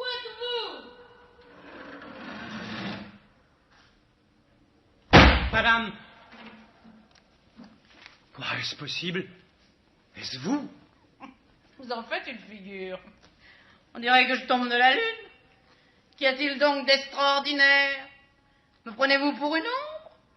Oui, c'est moi, c'est moi. C'est bien moi. Ce qui se passe est tellement en dehors des limites du croyable et du possible que j'ai le droit de douter de mes yeux et de mes oreilles. Vous seriez une ombre, vous tomberiez de la lune, que je ne serais pas plus stupéfait que de vous voir en ce lieu et de vous entendre imiter les fautes de Gauvin. Vous me dites c'est bien moi. J'ai peine à le croire. La fatigue et ce château m'ayant déjà joué quelques tours. Quelle faute? Pourquoi Gauvin? Que vient faire ici Gauvin? Son influence néfaste vous entraînait sur une pente que je réprouve. Vous venez de prononcer un extraordinaire qui ne vous ressemble pas et qui démontre que vous prenez plus de lui que vous ne vous l'avouez à vous-même. Cette escapade... Y aurait-il encore du Gauvin là-dessous? Ouais, chevalier, perdez-vous le sens? J'arrive dans cette chambre après avoir chevauché ventre à terre. Je monte les escaliers 4 à 4 et je trouve un juge. Pauvre neveu. Et moi qui le croyais remonter dans votre estime. Permettez-moi de trouver extraordinaire votre façon de recevoir votre reine et votre maîtresse. Puis-je m'asseoir? Ah, Guenièvre, voyons, que se passe-t-il? Quel est le but de cette farce, de ce langage, et de votre attitude à laquelle je ne comprends rien? Je me demande si je dors debout. Est-ce toi, est-ce bien toi? Ne sommes-nous pas les jouets d'un mauvais rêve? Si tu m'avais embrassé au lieu de me reprocher mes fautes et d'exiger des explications avant que je puisse reprendre mon souffle, tu saurais au moins que je ne suis pas une ombre. Magan. Halte! Laisse-moi. Est-ce possible? Suis-je à tes ordres? Les hommes sont étonnants, ma parole. Tu me reçois avec une scène de ménage et tu voudrais... Tais-toi. Je t'en supplie, tais-toi. Je te supplie de te taire. De te taire. Tu es victime de je ne sais quoi d'épouvantable qui s'acharne contre nous et dont j'avais raison de craindre les suites. Je ne sais pas encore les motifs de ton équipé, quels qu'ils soient, je ne te ferai aucun reproche. Les paroles que tu prononces depuis que tu es dans cette chambre ne sortent pas de ta bouche, ne sortent pas de ton âme, elles ne sortent pas de toi. Tu es ma petite reine, ma Guenièvre, la mère de mon fils, la plus fidèle, la plus amoureuse, la plus noble et la plus douce. Ah, c'est fini, fini. Pose ta tête sur mon épaule et raconte-moi tout. Ouais, je te vois venir, Lancelot. La curiosité te dévore. Suis-je une petite fille de la campagne pour me laisser prendre à tes discours? Raconte-moi tout. Ouais. Chaque chose en son temps. Peut-être regretteras-tu d'avoir tout voulu savoir. Un peu de patience.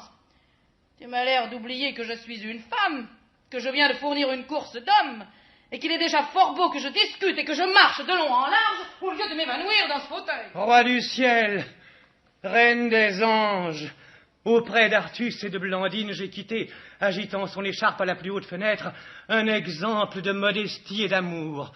Quelle est cette Guenièvre qui, ayant perdu sur les routes, au galop de son cheval arabe, amour et modestie me relancent, et tant me cause de peine? Que vous êtes aimable.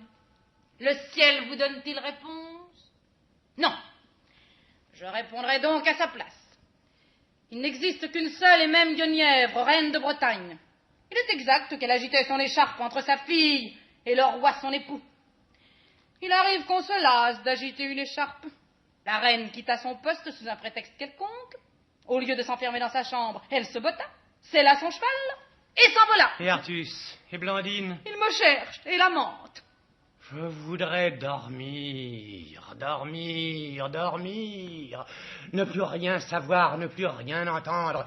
Dormir, dormir. Enfin, une phrase raisonnable. J'ai caressé vos chevaux à la grille. Ils dormaient dans leur bave et dans leur poussière. Mon arabe se présente mieux. Cependant, bien que les chevaux arabes et les femmes opposent à la fatigue une résistance singulière, avez-vous imaginé que mon cheval pourrait mériter quelque fourrage et que moi je pourrais être morte de sommeil, de fatigue et de faim? Vous serez donc victime de votre caprice. Et vous demanderez à ces gras morts s'ils goûtent cette étape dans un château en ruine.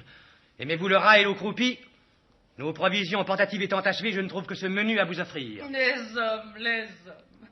Vous vous entendez à embrocher vos semblables. Pour le reste, votre manque d'initiative dépasse les bornes.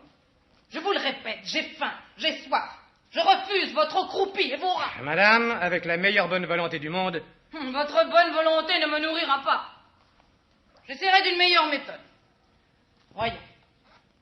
Ce château se nommait-il jadis château de la merveille? N'était-il point une des résidences de Klingsor? Ce Klingsor. Bref. Si j'en juge d'après ses portes, le château doit conserver entre ses murs certaines ressources magiques. Je ne possède, ni vous, madame, nul moyen de mettre ces ressources en œuvre. Grognez, boudez, moi j'essaie ma chance. 10 et 10 ne font pas 20, par le maître véritable, table, table, table, table, serre-nous les mets et le vin. Le mur s'ouvre, il en sort une petite table couverte d'une nappe, biscuits, fromage, fruits et vin. Et voilà! Guenièvre! Quel saut de carpe! Auriez-vous peur, chevalier? Allons, ne faites pas la bête! Approche et pousse-nous cette table jusque devant le fauteuil! Soit! Je attirerai moi-même les femmes qui ont fait pour ce besogne. Partagerez-vous avec moi ces excellentes choses? Pommes, fromage, biscuits? Le vin est bon. Guenièvre, jamais vous n'avez bu de vin. Une fois n'est pas coutume. S'il vous reste une parcelle de tendresse, pour moi, ne touchez pas ces nourritures. Je vous le demande à genoux. J'ai soif, je bois. J'ai faim, je mange. Voilà mon credo. Ces nourritures sont du diable. Au diable vos scrupules. Vous vous privez sottement. Et vous priverez votre fils. Et ces gras morts rôdent comme une âme en peine le long des douves.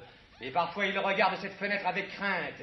Je le rassurerai et empêcherai qu'il ne monte. Quand j'aurai mangé, je te parlerai. Et quand je t'aurai parlé, je verrai ces gras morts. J'ai dit. Guenièvre, toi. Moi. Une goutte de vin te tourne la tête. Cela m'aidera pour la chose que j'ai à te dire, chose délicate entre nous. Fort délicate. Par pitié, ne prolonge pas ce cauchemar outre mesure. Peu de choses subsistent, hélas, de notre beau rêve. Le pire est fait. De pire est fait. Quel pire? C'est très original. Tristesse affreuse. Lancelot. Quoi? Je voudrais bien savoir pourquoi la reine a quitté la fenêtre haute. Pourquoi elle a scellé son arabe en cachette. Pourquoi elle a galopé. La reine est amoureuse, folle d'amour, Lancelot. Et son amour étant parti, elle ne pouvait rester en arrière. Lancelot. Guenièvre a voulu rejoindre son amour. Voilà le seul motif de son inconduite, le seul motif de sa course à l'amour. Madame. Tu trembles. Si tu disais je pars, je reste, je pars, la pauvre reine est amoureuse de moi. Qui va à la chasse perd sa place.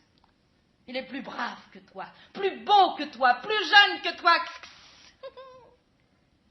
As-tu deviné de qui je parle? Guenièvre. Bas les pattes. Il n'existe pas de pacte entre nous que je sache. Tout n'est pas éternel. J'aime Lancelot et j'aime. Galade. C'est toi qui l'as nommé. Quelle horreur. Si je savais. Et de qui tiens-tu qu'il l'ignore? Je deviens fou. Exact. Fou, folle, je te le répète. La folie est de mode en Bretagne et chez les rois. Même le Placide Artus ne peut se passer des folies de Gauvin. Gauvin, je jurerais qu'il est pour quelque chose dans cette intrigue. Je sentais son influence te gagner et te pousser au mal. Artus est un sage, ma foi. Mon beau neveu, un mauvais garçon et une mascotte. Et je dois dire que Gauvin, Klingsor, ton château bouge. Le château remue. Où en étais-je? Ah oui. Que Gauvin m'a rendu un service. Un service. Asseyez-vous. Ma soirée, si cela me plaît justement de rester debout. Debout pour ennuyer Klingsor, le vieux singe. Savez-vous que c'est dans ce château qui bouge qu'on lui a coupé... Vous le saviez? Alors ne me demandez pas quoi, pauvre Klingsor. Le roi Hubert s'est vengé, le roi Hubert l'a chaponné. Quel est ce service que Gauvin vous a rendu? Il ne perd pas la tête. Il a de la suite dans les idées. Voyez-vous cela? Certes, Gauvin m'a rendu un service. Un fier service. Lequel? Figure-toi que j'étais dans ma chambre, folle d'amour, malade. Et je me demandais comment revoir le chevalier lorsque Gauvin passe la tête par la porte. Belle tante, venez vite, dépêchez-vous. Et il me mène... Où? Un peu de patience, chevalier. Ou je ne raconte plus rien. Et je vous ai dit que je vous raconterai tout. Et il me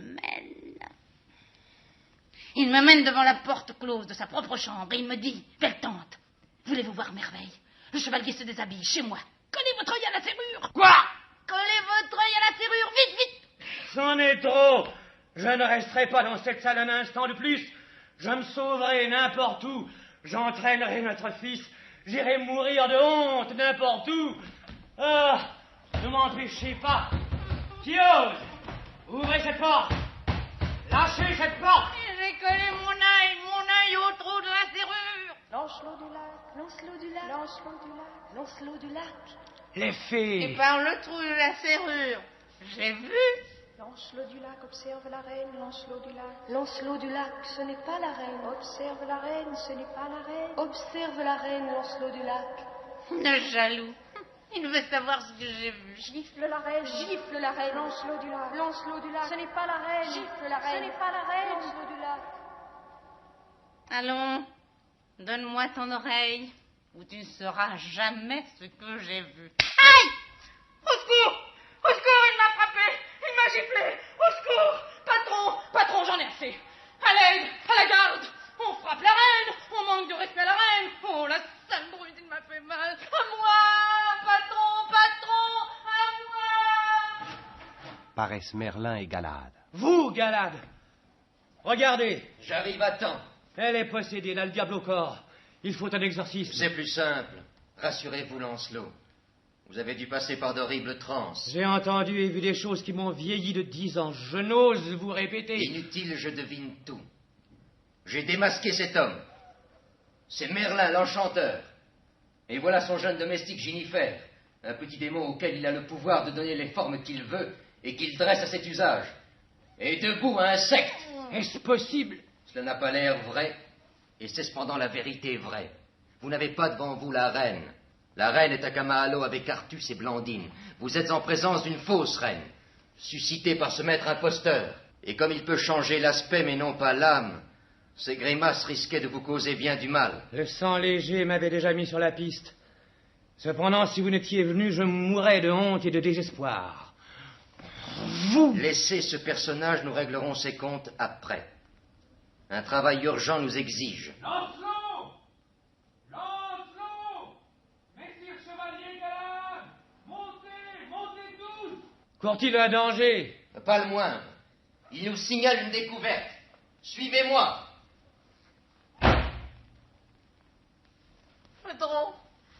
Patron, il m'a battu. Il m'a frappé la joue droite. Voilà pour la joue gauche! Aïe! Tu as de la chance que le temps presse. Méchant homme. Est-ce ma faute si vous me confiez des rôles trop difficiles? Je vous avais prévenu. Vous n'écoutez jamais personne. Je n'oublie pas les phrases apprises par cœur, mais il y en a d'autres. Croyez-vous qu'on puisse improviser, tomber juste, avoir l'air naturel? Tu mens, ta bêtise même me servait. Non, tu as bu, tu étais ivre. Ouais? Les gifles t'ont dégrisé, mon bonhomme. Tu étais ivre. Tu connaissais le secret du mur, le ressort de la cachette, la trappe du garde-manger. Tu as mangé mon encas, bu mon vin. Tu m'as épié, volé, trahi. C'est pas vrai. Ce n'est pas vrai. Je te punirai plus tard et tu ne perdras rien pour attendre. Allez, hop, en route. Où allons-nous? Triple buse, resteras-tu à cuver ton vin ou allons-nous? À Camalo? Pareil au désastre. Allez, la craie, vite. La craie? Quelle craie? Je n'ai dans mon escarcelle que les babioles d'une femme. C'est à vous de penser à la craie. Nous sommes perdus. Attendez. Il nous reste la chance qu'elle se trouve dans la poche du vrai Gauvin. La substitution a pu se produire dans votre hâte à me faire tourner en bourrique. Passer de Gauvin en Ginifère et de Ginifère en Houris. Il faut avoir ce morceau de craie coûte que coûte. Facile à dire. Il me faut.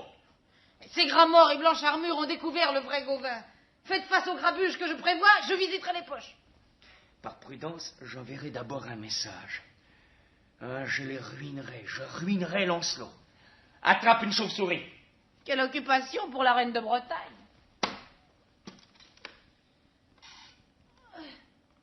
En voici une qui dormait délicatement pendue par une aile. Attends, j'écris mon message.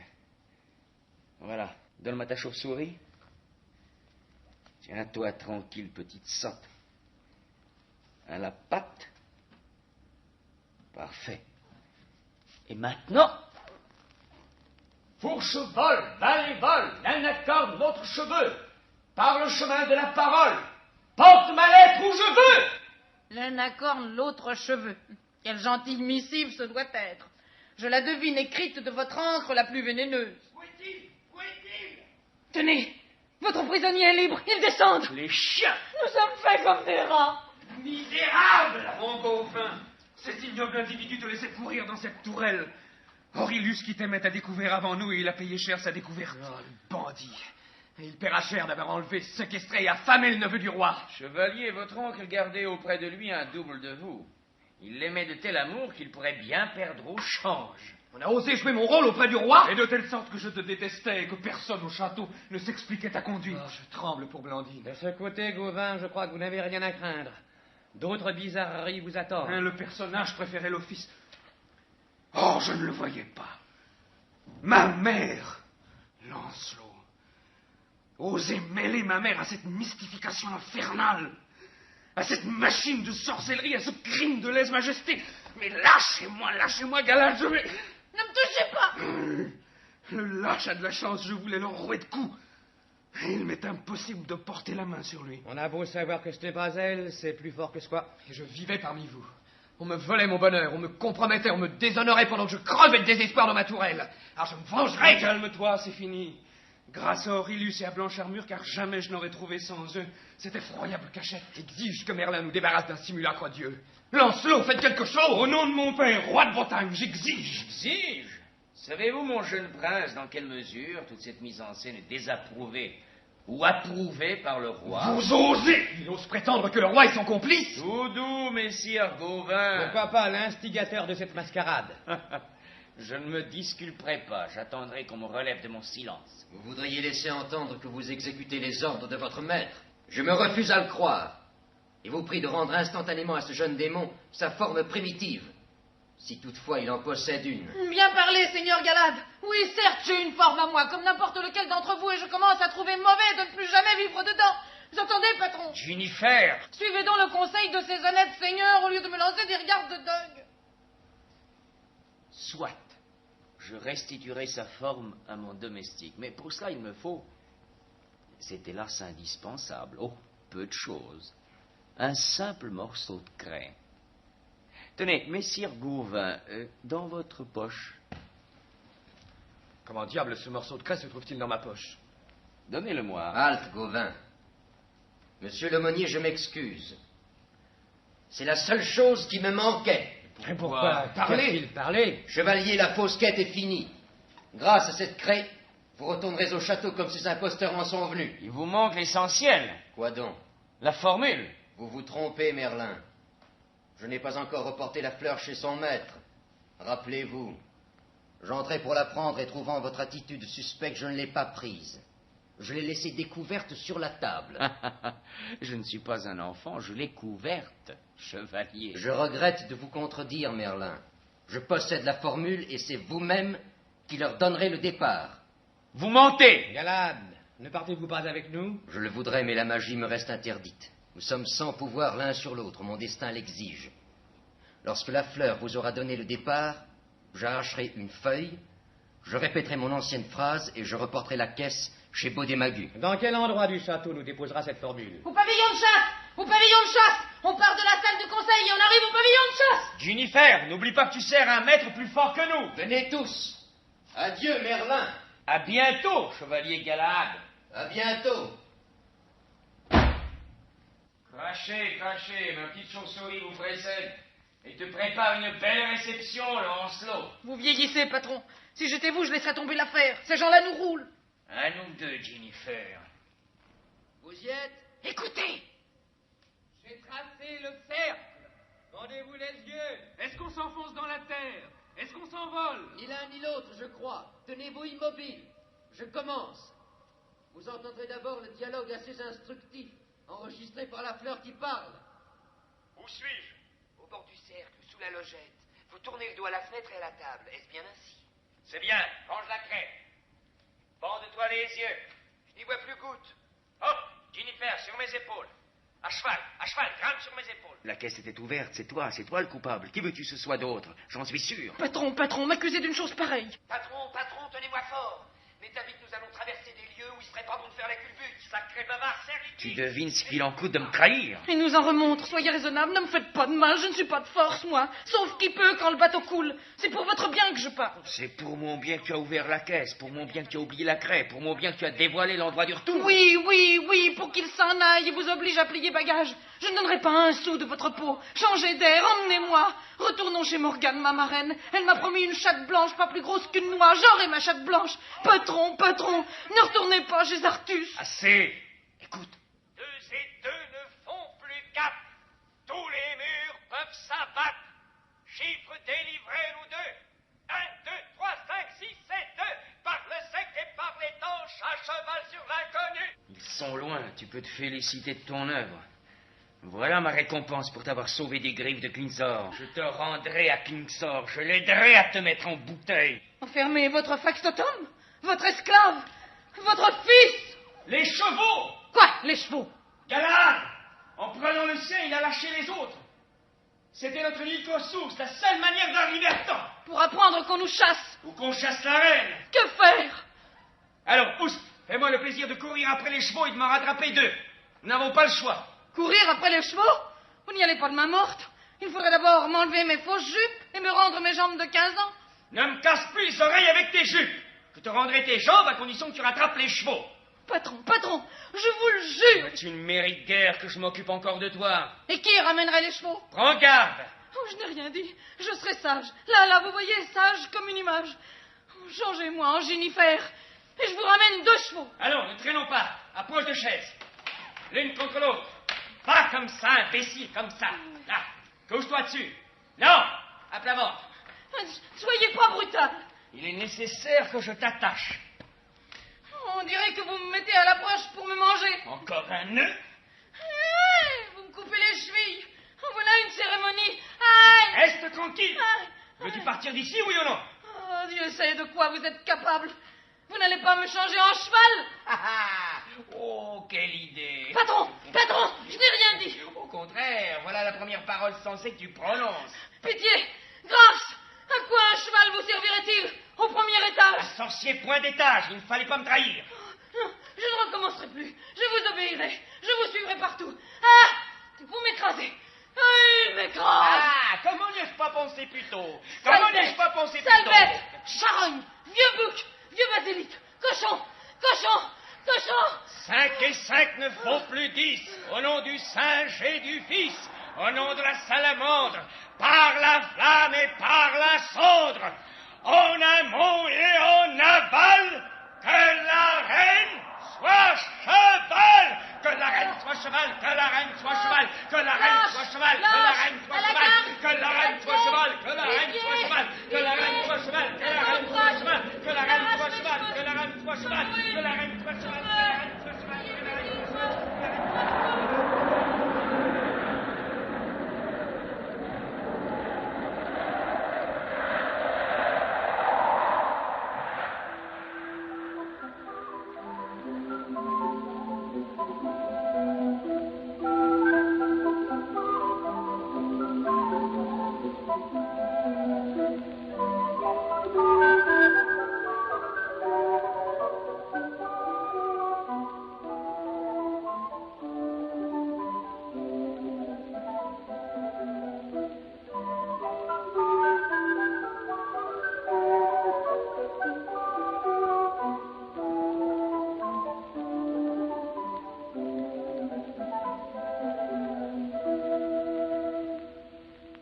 La chambre de la reine à Kamahalo. La reine est assise auprès de la table à écrire, en robe de nuit. Le roi marche de long en large. Seigneur, j'aimerais dormir. M'en donnez-vous congé? Pas avant d'avoir obtenu de vous une réponse. Il me faut une réponse, il me la faut. Je vous le répète, Artus, nous vivons dans cette morne lumière où la nuit ne fait aucune différence avec le jour, où rien de naturel ne décide plus le sommeil ou la veille, où les nerfs se brisent à force d'attendre la fin d'un phénomène inexplicable, d'un enchantement qui s'oppose à toutes nos habitudes. Le Graal nous quitte. Les plus naïfs suivent leur instinct et nous donnent l'exemple. Est-ce la nuit? On dirait. Le château dort, les services dorment, les bêtes dorment. La fatigue m'écrase, Artus. J'aimerais dormir, je l'avoue. M'en donnez-vous congé? Vous vous dérobez encore. Je vous interroge sur les choses les plus précises. Notre honneur, notre bonheur en dépendent et vous me dites que je vous empêche de dormir? Que c'est la nuit, sans l'être, que les animaux nous donnent l'exemple? Corbleu, croirait-on que la foudre vient de frapper cette maison? La foudre a frappé cette maison en ce sens que la quête du Graal disperse notre cercle et interrompt la douceur de vivre. Je partage votre détresse, mais j'ai peine à comprendre que cette détresse vous retourne contre moi. Oh, madame... Est-ce ma faute si Galahad a triomphé de l'épreuve? Si le Graal s'est fait entendre? Si votre neveu a perdu la tête et l'a fait perdre à tous et à vous le premier? Qui vous a rappelé à l'ordre? Vous sonniez la fanfare. C'est grâce à moi que votre ministre nous a permis de ramener nos fous au château. La foudre, c'est ce départ. Il nous a frappés de telle sorte que je vous excuse de perdre toute retenue. Madame... Voyons, êtes-vous superstitieux au point qu'une chauve-souris entrée dans la salle du conseil vous affole au point de lui donner la chasse et de changer d'attitude à mon égard après un branle-bas indigne de votre rang et de votre âge? Avouez que cette malheureuse Pentecôte vous a troublé l'esprit, Artus, et que vous voyez des signes de malheur où il n'y a qu'une pauvre bête victime comme nous du Graal et de ses mystères. Vous parlez fort bien, madame, et beaucoup pour une personne qui meurt de sommeil. Artus! C'en est assez. Je supportais votre angoisse, je ne supporterai pas vos malices. Je ne demande pas de conseil. Je demande une réponse claire, précise. Aimez-vous Lancelot? Et si cela était? Laissez-moi parler. Vous parlez, vous gémissez et menacez sans cesse. Si cela était, je le répète, où serait mon crime? Vous m'avez réduite à contracter un mariage sans amour. J'avais pour vous une amitié, un respect extrême. Je vous ai dit en toute franchise la nature de ma réserve et ma répugnance à me lier sans savoir ce qui pourrait advenir de mon cœur. Vous avez passé outre. Vous m'avez répondu que mon cœur restait libre, que l'amour naîtrait à la longue, que s'il ne naissait pas, vous vous contenteriez d'une amitié sainte, que j'étais trop jeune, que je ne comprenais pas. Lancelot vint. Il arrivait du lac. Il était environné d'audace, de surnaturel et d'une sorte de phosphorescence. Il était jeune, beau, brave, irrésistible, convenez-en. Vous d'abord, nul ne résistait à son prestige. Et vous l'aimiez, et nous l'aimions, et je l'aime. Et quel grief me faites-vous d'aimer ce que vous aimez et que chacun aime, d'admirer ce que tous admirent? Non, madame. Je vous demande si le mensonge et l'adultère habitaient ce château loyal. Si ma femme et mon ami profitaient d'une confiance aveugle et me ridiculisaient par une longue et savante trahison. Je vous demande si vous êtes la maîtresse de Lancelot. Pourquoi croiriez-vous une femme que vous avez cessé de croire? Et si je suis coupable, me coûterait-il d'ajouter un mensonge aux autres et de vous répondre que non? Je n'admettrai plus vos échappatoires. Je refuse de suivre vos tours et vos détours. Je vous somme de répondre. Êtes-vous la maîtresse de Lancelot? Lancelot est-il votre amant? Répondez. Répondrez-vous? Interrogez Lancelot. Je voudrais savoir si vous en userez avec lui comme avec une femme. Je veux savoir et je saurai. Et puisque vous refusez de me répondre, je provoquerai Lancelot et je n'aurai pas longtemps à attendre. Sans doute s'est-il caché non loin de vous.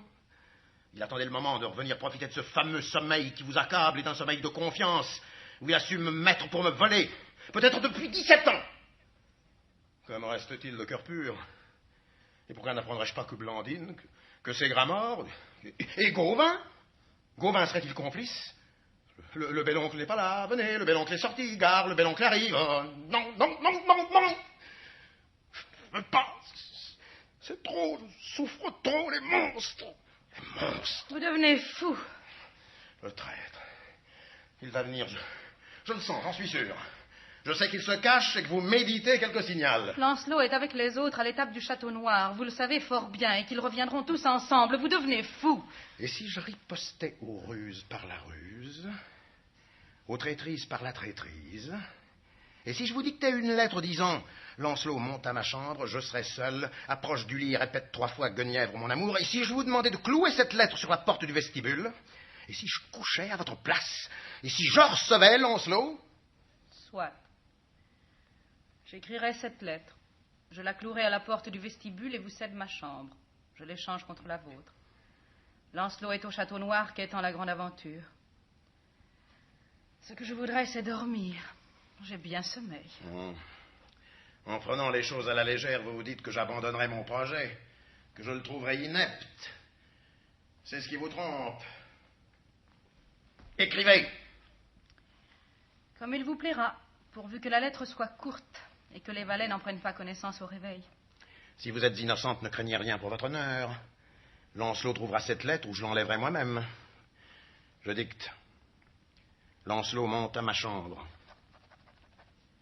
J'y couche seul.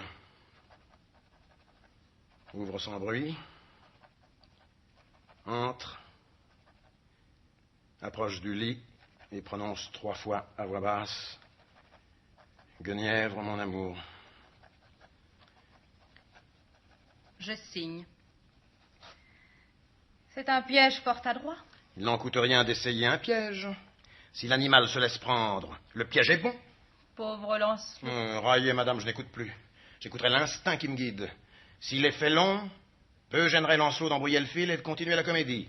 C'est par surprise que je dois apprendre mon malheur, et malheur à lui s'il vous dénonce. Il est loin.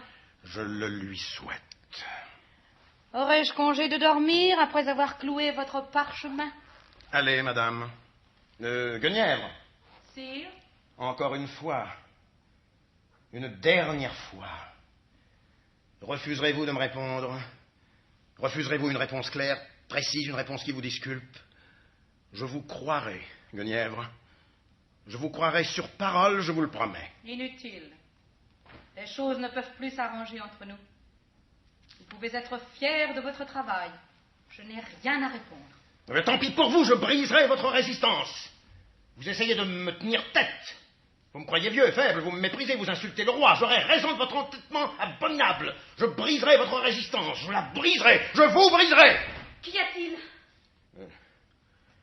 Blandine, ma chérie. Qu'y a-t-il? Je ne pouvais pas dormir, j'entendais des allées et venues, et puis il m'a semblé qu'on criait, que Père criait. J'ai eu peur. Ce n'est rien. Allez, Guenièvre, et revenez prendre Blandine. Père. Père, vous avez des yeux terribles. Cette quête nous bouleverse tous. Ta mère me calmait, je rassurais ta mère. Père, ils ne sont pas partis vraiment, dites. Ils vont nous revenir. Je me suis arrangé en cachette pour qu'il rentre et qu'il laisse Galade continuer seule la quête du Graal. Et pourtant, la grande aventure ne sauverait-elle pas, Gauvin? Ne l'éloignerait-elle pas de ses mauvaises habitudes? Ces Gramont racontent qu'il s'est montré merveilleux. Brave, brave. Que pensez-vous? Nous verrons. Des chevaliers, ils ne peuvent rester sur place. Ils s'ennuient et inventent n'importe quoi pour se désennuyer. Gauvin buvait. Il est jeune, gai, un verre de grise. Écoute, Blandine. Père. C'est Gramont. Il te manque. Certes. Et Lancelot. Tous. Tu aimes Lancelot? Naturellement, pourquoi me demandez-vous cela de cette manière?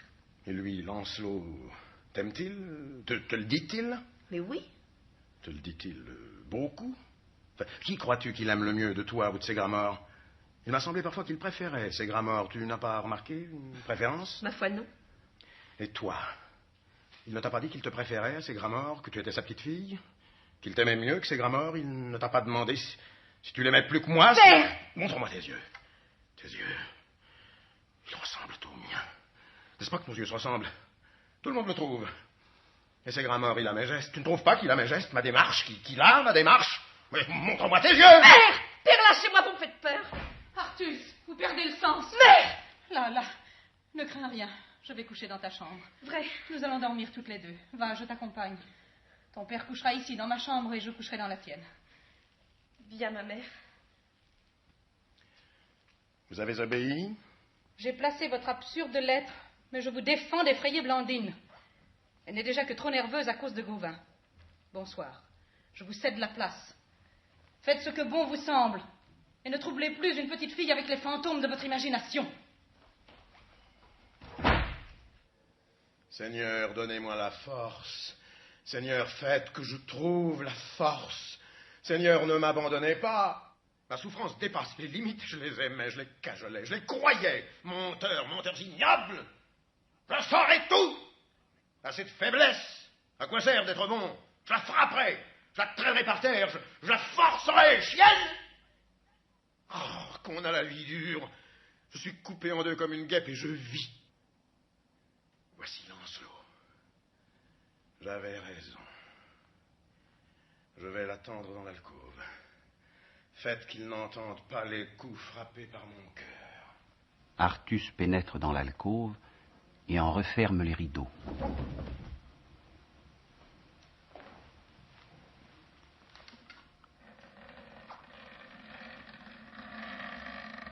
Lancelot ouvre lentement la porte, pénètre dans la chambre et marche sur la pointe des pieds vers le lit.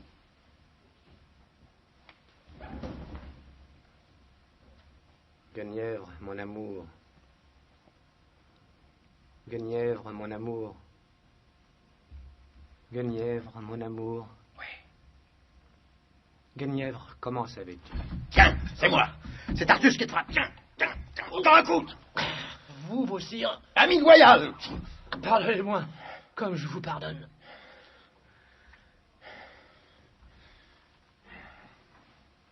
Les rideaux s'écartent. Sort Artus.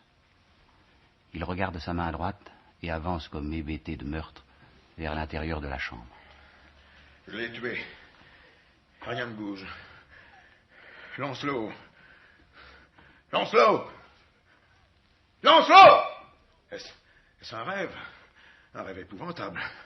Il m'arrive de rêver que je rêve. J'ai dû mouiller ma main et croire que c'est du sang. Non, du sang. Du vrai sang. J'en ai partout. Sur ma robe, sur ma figure. J'ai tué Lancelot, mon ami Lancelot. Lancelot. On meurt. À l'assassin. Au secours. Qu'on arrête les criminels. Qu'on pende. Ma pauvre tête s'embrouille. Pitié, Guenièvre, vite. Artus, qu'y a-t-il? Blandine s'était enfin endormie. Il m'a semblé entendre un appel terrible. Êtes-vous malade? Du sang! Ah! Pardon. Ne me demandez pas pardon, Artus. Vous avez agi comme il fallait agir. Vous avez fait la seule chose à faire. Ne pleurez pas. Il criait « Pardonnez-moi comme je vous pardonne ». J'ai perdu la tête. Partout je vous entendais. La jalousie est une arme effrayante. Ma main a trouvé sa dague, c'est ma main qui a frappé, ce n'est pas moi. Il vous aimait, vous vous aimiez, quel mal y avait-il à cela? Quel mal, je me le demande. Je ne vous en veux pas.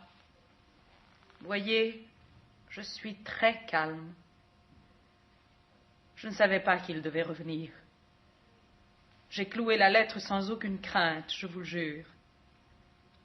C'est le destin qui vous a fait deviner cette visite. C'est le destin qui vous a fait tendre ce piège. C'est le destin qui vous a fait tuer. Tuer moi? Je le répète, Artus, nous vivions de mensonges. Lancelot voulait vous avouer tout. C'est moi qui l'empêchais et qui m'obstinais à fermer les yeux. Il était impossible que je vous abandonne, impossible que je le quitte. Tout était désordre, tout était impossible. Il fallait que cette chose arrive. Si vous aviez chassé Lancelot, mon devoir eût été de faire l'effort de vivre avec vous. Vous avez tué Lancelot. Avec lui, je dois être mort. Guenièvre, je vous empêcherai, je vous sauverai de force. Vous ignorez où le suicide nous mène et quelle porte il ouvre. N'espérez pas par là rejoindre Lancelot. Je ne me tuerai pas, Artus. Je vous prouverai qu'il existe des mariages plus légitimes que ceux de la terre. Guenièvre, c'est toi. Il vit. Dieu soit loué. Vite, vite, sauvons-le. Lancelot. Guenièvre, il fait noir.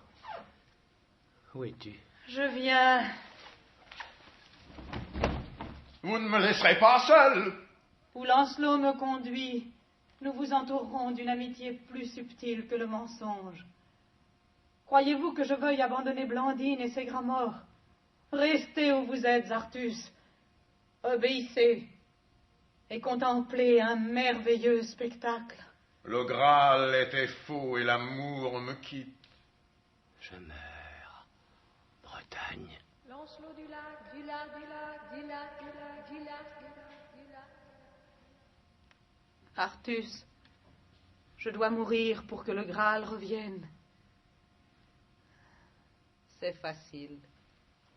Je vais m'étendre auprès de notre ami. Au fond du lac, je vois le chevalier que l'eau déforme. À travers les reflets et les moires, on dirait qu'il bouge. Mon corps nouveau flotte à la surface. Il enfonce doucement. Et voici que Lancelot semble monter à ma rencontre. Je traverse des couches lumineuses. Des ombres m'escortent et m'empêchent de descendre vite. Ne me plaignez pas. Si vous saviez combien ce lac m'aspire avec douceur. Je vous distingue à peine. Il monte. Il monte. Il se précise. Ses yeux ouverts me regardent. Ses bras flottent et me saluent comme les plantes qui entourent sa couche. Mes oreilles deviennent sourdes. Mes jambes se posent sur ses jambes. Adieu, cher Artus. Lancelot. Lancelot. Me voilà.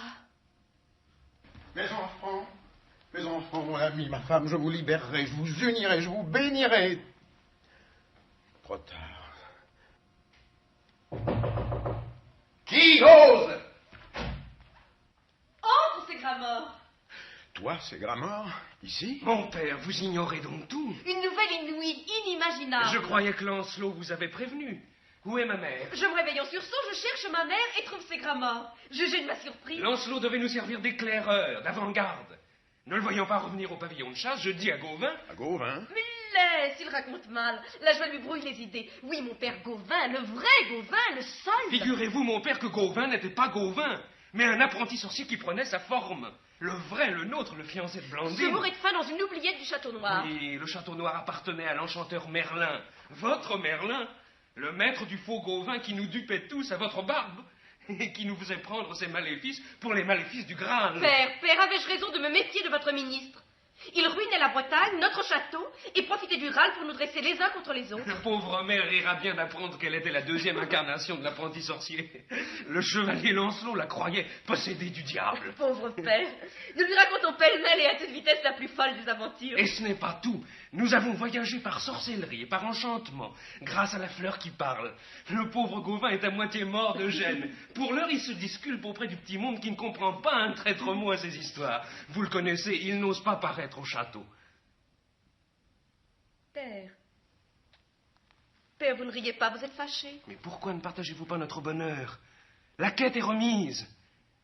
Gauvin est sauf, on démasque les faussaires, on vous délivre. Galahad découvrira le Graal. Mère va tellement se réjouir. Père, vous pleurez? Mes enfants, vous m'annoncez coup sur coup violentes et bizarres nouvelles. Il faudrait, je l'avoue, m'y habituer peu à peu et je vous interrogerai en détail si je n'avais, moi, à vous apprendre une nouvelle qui dépasse toutes les vôtres en gravité. Une mauvaise nouvelle? Écoutez-moi bien. Tu es mon grand-fils et toi ma grande-fille. C'est votre aide que je requiers. Je m'adresse à mes seuls amis et j'exige de vous, quelle que soit la violence du choc, que je vous porterai une obéissance filiale absolue. C'est Gramort. Ce que j'ai à vous apprendre, on le cache aux enfants. Et le monde me blâmerait de ma conduite. Mais je viens de me mettre en dehors du tribunal des hommes. Je suis seul en face de mes actes. C'est Gramort. Blandine. Votre mère et Lancelot s'aimaient. Leur véritable vie était l'un avec l'autre. Je la leur ai volée. Et je viens de la leur rendre. Regardez. Oh, maman. Priez. Comprenez. Pardonnez.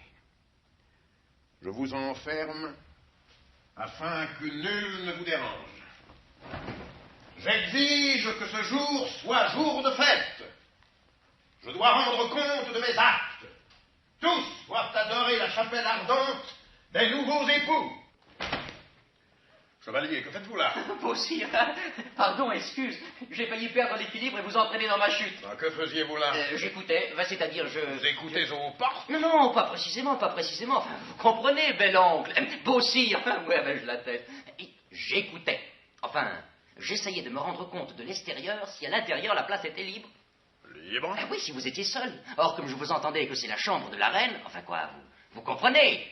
Je comprends de moins en moins. Le seigneur Lancelot se montrait persuasif, il me promettait monts et merveilles. Mais bref, quand je me suis rendu compte que je conspirais contre votre personne royale et que la reine conspirait avec nous, il était trop tard. Ça m'a raison, Chavir.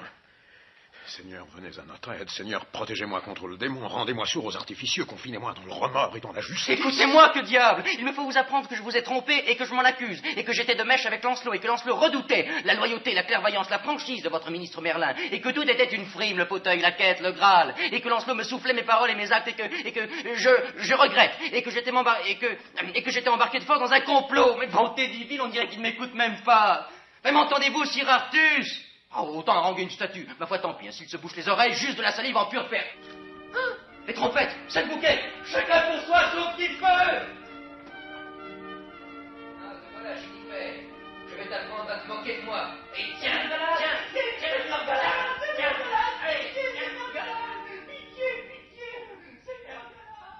Artus. Vous, ici, encore? Qui que vous soyez, quoi qu'il arrive, on dépasse ici les limites de l'indécence et du irrespect. Je ne supporterai pas ce vacarme. Je vous chasse. 2 morts habitent cette chambre. Cette chambre est la chambre de la reine. Je ne supporterai pas davantage. Vous m'écouterez, Artus. Artus, vous êtes le jouet d'un sortilège et d'une machination absurde. Je ne suis pas celui qui sort de cette chambre. Je viens de me jeter dans moi-même la tête la première. Armure contre armure, j'ai d'abord cru que je fracassais un miroir. Votre Merlin, selon ses intrigues, transformait en l'un de nous Jennifer, son jeune domestique, rompu à cet usage. Le Galade que vous renvoyez à juste titre et que j'ai bousculé derrière la porte doit être la suprême incarnation de Jennifer. Et je doute que Merlin se risque désormais à lui prêter la figure de ses victimes. En lui donnant celle d'un chevalier du Graal, il a dépassé les limites. Le Graal. Hélas, que dois-je croire? Qui dois-je entendre? Le Graal n'apporte ici que des astres. Et vous-même, est-il vrai que vous n'êtes point ce misérable qui me confessait son imposture et qui accusait Lancelot? Je devine la comédie que le chenapan devait jouer auprès de vous. Non, Artus, je suis Galahad, fils de Lancelot et de Mélusine. Ah, mon pauvre enfant. Envoyé à la recherche du Graal. Malgré ceux qui discréditent sa gloire, le Graal existe. Et ce qu'il exige de nous est immense, terrible, surhumain. J'ai tué Lancelot. Le Graal vous pardonnera comme je vous pardonne. Lancelot n'est pas mort, la reine n'est pas morte. Vous viviez dans un enchantement mortel, rien de vrai ne pouvait avoir lieu autour de vous. Maintenant, tout est vif, tout saigne. Plus rien n'enveloppe, n'endort, ne facilite les choses. La vérité commence. Elle est dure. Elle vous fera mal au réveil. Je vivais de chimères. On résiste mal à leur charme. Pour un jeune charmeur perdu, Blandine retrouve un fiancé, soyez juste, le Graal et les fées travaillent. Ils absorbent Blandine et ses Gramors jusqu'à les rendre sourds à tout ce qui se passe dans cette chambre. Et peut-être les fées s'occuperont-elles des funérailles car elles détestent la tombe et il arrive qu'elles accomplissent la besogne des fossoyeurs. Et moi, chevalier Galahad, et moi, que deviendrai-je? Vous vous effacerez. Vous supporterez le pire. Vous paierez. Il faut payer, payer, payer. La vie est morte, vive la vie. Expulsez de Bretagne Merlin et son domestique. Ordonnez qu'on célèbre ce deuil comme des noces. Soyez forts. Chevalier, verrai-je le Graal? Cela dépend de vous. Dites, chevalier, dites, pour le voir. Il faut mourir? Ce serait trop simple. Non, Artus. Il faut vivre. Toute l'erreur du monde est là. Sire, je demande justice. Le misérable que Famenne m'a emprisonné, enchaîné, affamé, bafoué aux yeux de tous, marqué de ridicule. Là, Gauvin. Mon indignation ne rencontre que fou rire et sous-entendu infâme. Je n'ose me présenter à Blandine, j'éclate de honte. Oh, sire, mon oncle, si vous aimez Blandine, si vous m'estimez, châtiez ce criminel et son valet. Faites un exemple public, je vous en supplie, châtiez Merlin. Le chevalier Gauvin refuse de me croire. J'aimerais, sire, qu'il entende de votre bouche que sa place ne fut point si mal tenue. Et que s'il possédait un double au château, ce double avait la bonne fortune de ne pas déplaire à votre majesté. Vous, je n'ai de conseil à recevoir, ni de toi, mon neveu, ni de ce personnage. Il a insulté la reine, il a osé. Gauvin, l'honneur de la reine et de ma maison me regarde, il me semble. Je te demande, en premier lieu, de retrouver ton calme. Nous en avons tous besoin ici. Cet homme quittera le château et la Bretagne avec son valet Jennifer, je l'exile. Mais... reviendrais-tu donc ainsi fait que je doive regretter le Gauvin contre lequel tu réclames? Sire. Allez, videz le territoire. Votre majesté se montre courageuse en face de la réalité. Sauf en ce qui concerne certains messages, ma seule politique fut de la lui revêtir de fleurs. Je veux que la vie revienne à Kamalo.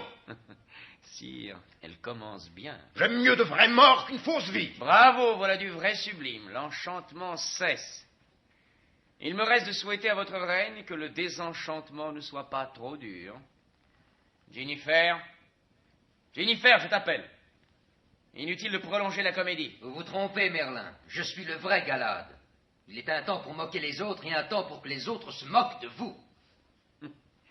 Je cède la place. Mon oncle, je l'accompagne. Je veillerai à ce que vos ordres soient obéis. Mon pauvre singe, était-il donc du diable? Le monde des esprits fourmille de ces danseurs de cordes qui vous tiennent le nez en l'air pendant que le patron visite vos poches. Faites ce sacrifice. Mais, chevalier, le Graal me récompensera-t-il? Me donnera-t-il des signes de sa venue? Depuis la délivrance du château, il ne cesse plus de se manifester à nous. Chevalier, pourrais-je voir de mes yeux, de ces signes? Je vais vous en révéler un. Sortez vos enfants du charme funèbre qui les fait sourds et aveugles. Appelez-les hors de cette alcôve et surtout, lorsqu'ils vont paraître, dissimulez votre surprise. Car il est possible que la surprise vous arrache un cri. Que voulez-vous dire? Appelez-les et jugez. Blandine, c'est Gramort. Blandine, je vous appelle. Père? Sortez de cette alcôve. Attention. Père? Quelle ressemblance incroyable. Est-ce possible? Pourquoi ne m'avait-elle jamais frappé avant? L'un après l'autre, les mensonges s'envolent. Et Blandine? Oh, Galad. Les morts sont passés en eux. Mes enfants, j'exige que vous séchiez vos larmes. C'est jour de fête. Ouf! L'enchanteur et son acolyte sont partis. Bon voyage. Gauvin, ta fiancée, tu ne l'as pas encore vue. Te trouves-tu enfin assez propre et assez élégant pour me saluer? Oh, Blandine, pardonne. J'avais si honte. Je n'osais me présenter devant toi. Que l'absence transforme les choses. De loin, on te prendrait pour la reine. Pauvre mère. Mon oncle, m'excuserez-vous d'être venu me jeter dans vos jambes comme un étourneau, crier et réclamer au lieu de prendre part à votre douleur? Je viens seulement d'apprendre. J'insiste et je te répète ce que j'ai dit à tes cousins, je ne permets pas qu'on me plaigne, qu'on parle ici de deuil, c'est un ordre. Blandine, Gauvin, vous devez avoir 1000 secrets à vous dire. Voulez-vous un nouveau signe? La blessure de votre fils. Dites-lui qu'il la touche. C'est Gramort. Touche ta blessure. Est-ce possible? Je suis guéri! Guéri, c'est fou, c'est un prodige! La peau est saine, la plaie fermée, nette! Je ne saigne plus! Tu n'es plus pâle, tes yeux brillent. Regarde, Gauvin, quelle fille à chevalier. On le prendrait pour Messire Lancelot. Elle aussi. Gauvin vivait loin dans l'ombre, c'est un regard neuf. Un regard neuf suffit pour faire voir à tous ce que l'habitude nous cache. Gauvin a vu ses Gramort hier. Oui, mais c'est ici au château que l'enchantement cesse et que la réalité commence. Les prodiges se succèdent, ou du moins ce que l'homme appelle les prodiges, c'est-à-dire ce qu'il ne voyait pas. Le Graal s'annonce. Se peut-il que votre quête aboutisse à Kamalo, que cette gloire soit réservé à ma maison. Sire roi, la quête du Graal est une autre affaire. Je dois chercher Corbenic, mais le Graal se manifeste où il veut. Et voilà le château libre de ce qui l'empêchait d'y venir. Père! Père, Galahad! Venez tous là! Là! Que voit-il encore? Sur la route! Merlin s'éloigne. Un galopin sautille autour de lui à cloche-pied. Derrière eux, les campagnes reverdissent. Les arbres se couvrent de feuilles. L'herbe pousse. Les brumes se dissipent et découvrent du bleu, des nuages, du soleil. La vie! Il approche. Chevalier, il me semble. On dirait. Je n'ose. Vous allez le voir. Le Graal! Je le vois, vous le voyez? C'est lui, le voilà! Artus, vous le voyez? Je le vois. Quelle forme a-t-il? Aucune, on ne peut la décrire. Blandine, vous le voyez? Je le vois. Quelle est sa couleur? Tout, on ne peut la dépeindre. Oh. C'est Gramort, Gauvin. Vous le voyez? Je le vois. Quel parfum a-t-il? Où est-il? Il embaume. Il rayonne, il est nulle part, il est partout, il se déplace. Il est en vous. On le voit aussitôt qu'on est en règle avec soi-même. Vous le voyez tous, ma tâche est finie. Galahad, pourquoi nous demandez-vous d'expliquer le Graal? Galahad, n'est-ce pas à vous de nous parler de lui? Je ne peux pas le voir. Vous? Je ne le verrai jamais. Je suis celui qui le fait voir aux autres. L'alcôve, le lit est vide. Ce sont les fées. Leur ruche est diligente. Elles détestent la mort. Elles fabriquent l'invisibilité comme les abeilles distillent le miel. Chevalier de la table ronde, il me reste à vous dire adieu. Ne partez plus, soyez des nôtres. Restez. Merlin change vite de place, il ne s'arrête pas de nuire. D'autres m'attendent. Je ne séjourne en aucun lieu. Vous le savez, Artus, je quête la grande aventure. Il faut payer, payer toujours, payer de sa personne et de ses actes. Roi des chevaliers, notre amour vous accompagne. Je ne suis que poète, je ne suis ni chevalier, ni roi. Poète. Comme vous, c'est Gramort. Et là, je l'ai cru, le siège m'a prouvé qu'il fallait en rabattre. Félicitez-vous au contraire. Peut-être vous arrivera-t-il de regretter votre tâche. C'est par la moindre tâche qu'on prend contact avec la terre. Mes armes sont sans tâche. Et je ne peux prendre contact avec personne. S'il vous faut partir, retardez votre départ. Nous vous aimons. On m'enlève à tous ceux que j'aime. Les oiseaux. Je ne croyais plus jamais les entendre. Écoutez comme ils s'endamnent. Il y a de quoi rendre fou, était-ce ainsi jadis? Je me souviens à merveille des oiseaux avant ma cellule. Ils chantent la même chanson et menaient pareil tapage. Le soleil m'aveugle. Nous avons pris l'habitude de vivre dans l'ombre et dans le silence. Le Graal a tout remis en ordre. Adorons-le. À mon âge, il est difficile de ressusciter. Mes pauvres yeux, mes pauvres oreilles. Au fait, les Gramort, j'y songe, tu comprends le langage des oiseaux. Ne pourrais-tu nous dire ce qu'ils racontent? Pourquoi n'ajouterait-il point leurs mots à l'histoire? Il y a bien longtemps que je ne m'exerce plus. Il faudrait m'y remettre. Oh, et c'est Gramort. Si. Attendez. Attendez. Ils disent... Ils disent... Ils disent... Paye, paye, paye, paye, paye, paye, paye. Il faut payer. Payer, payer, payer, payer. Paye, paye, paye, paye, paye, paye, paye, paye, paye, paye, paye, paye, paye, paye, paye, paye. Paye, paye, paye, paye, paye, paye, paye, paye.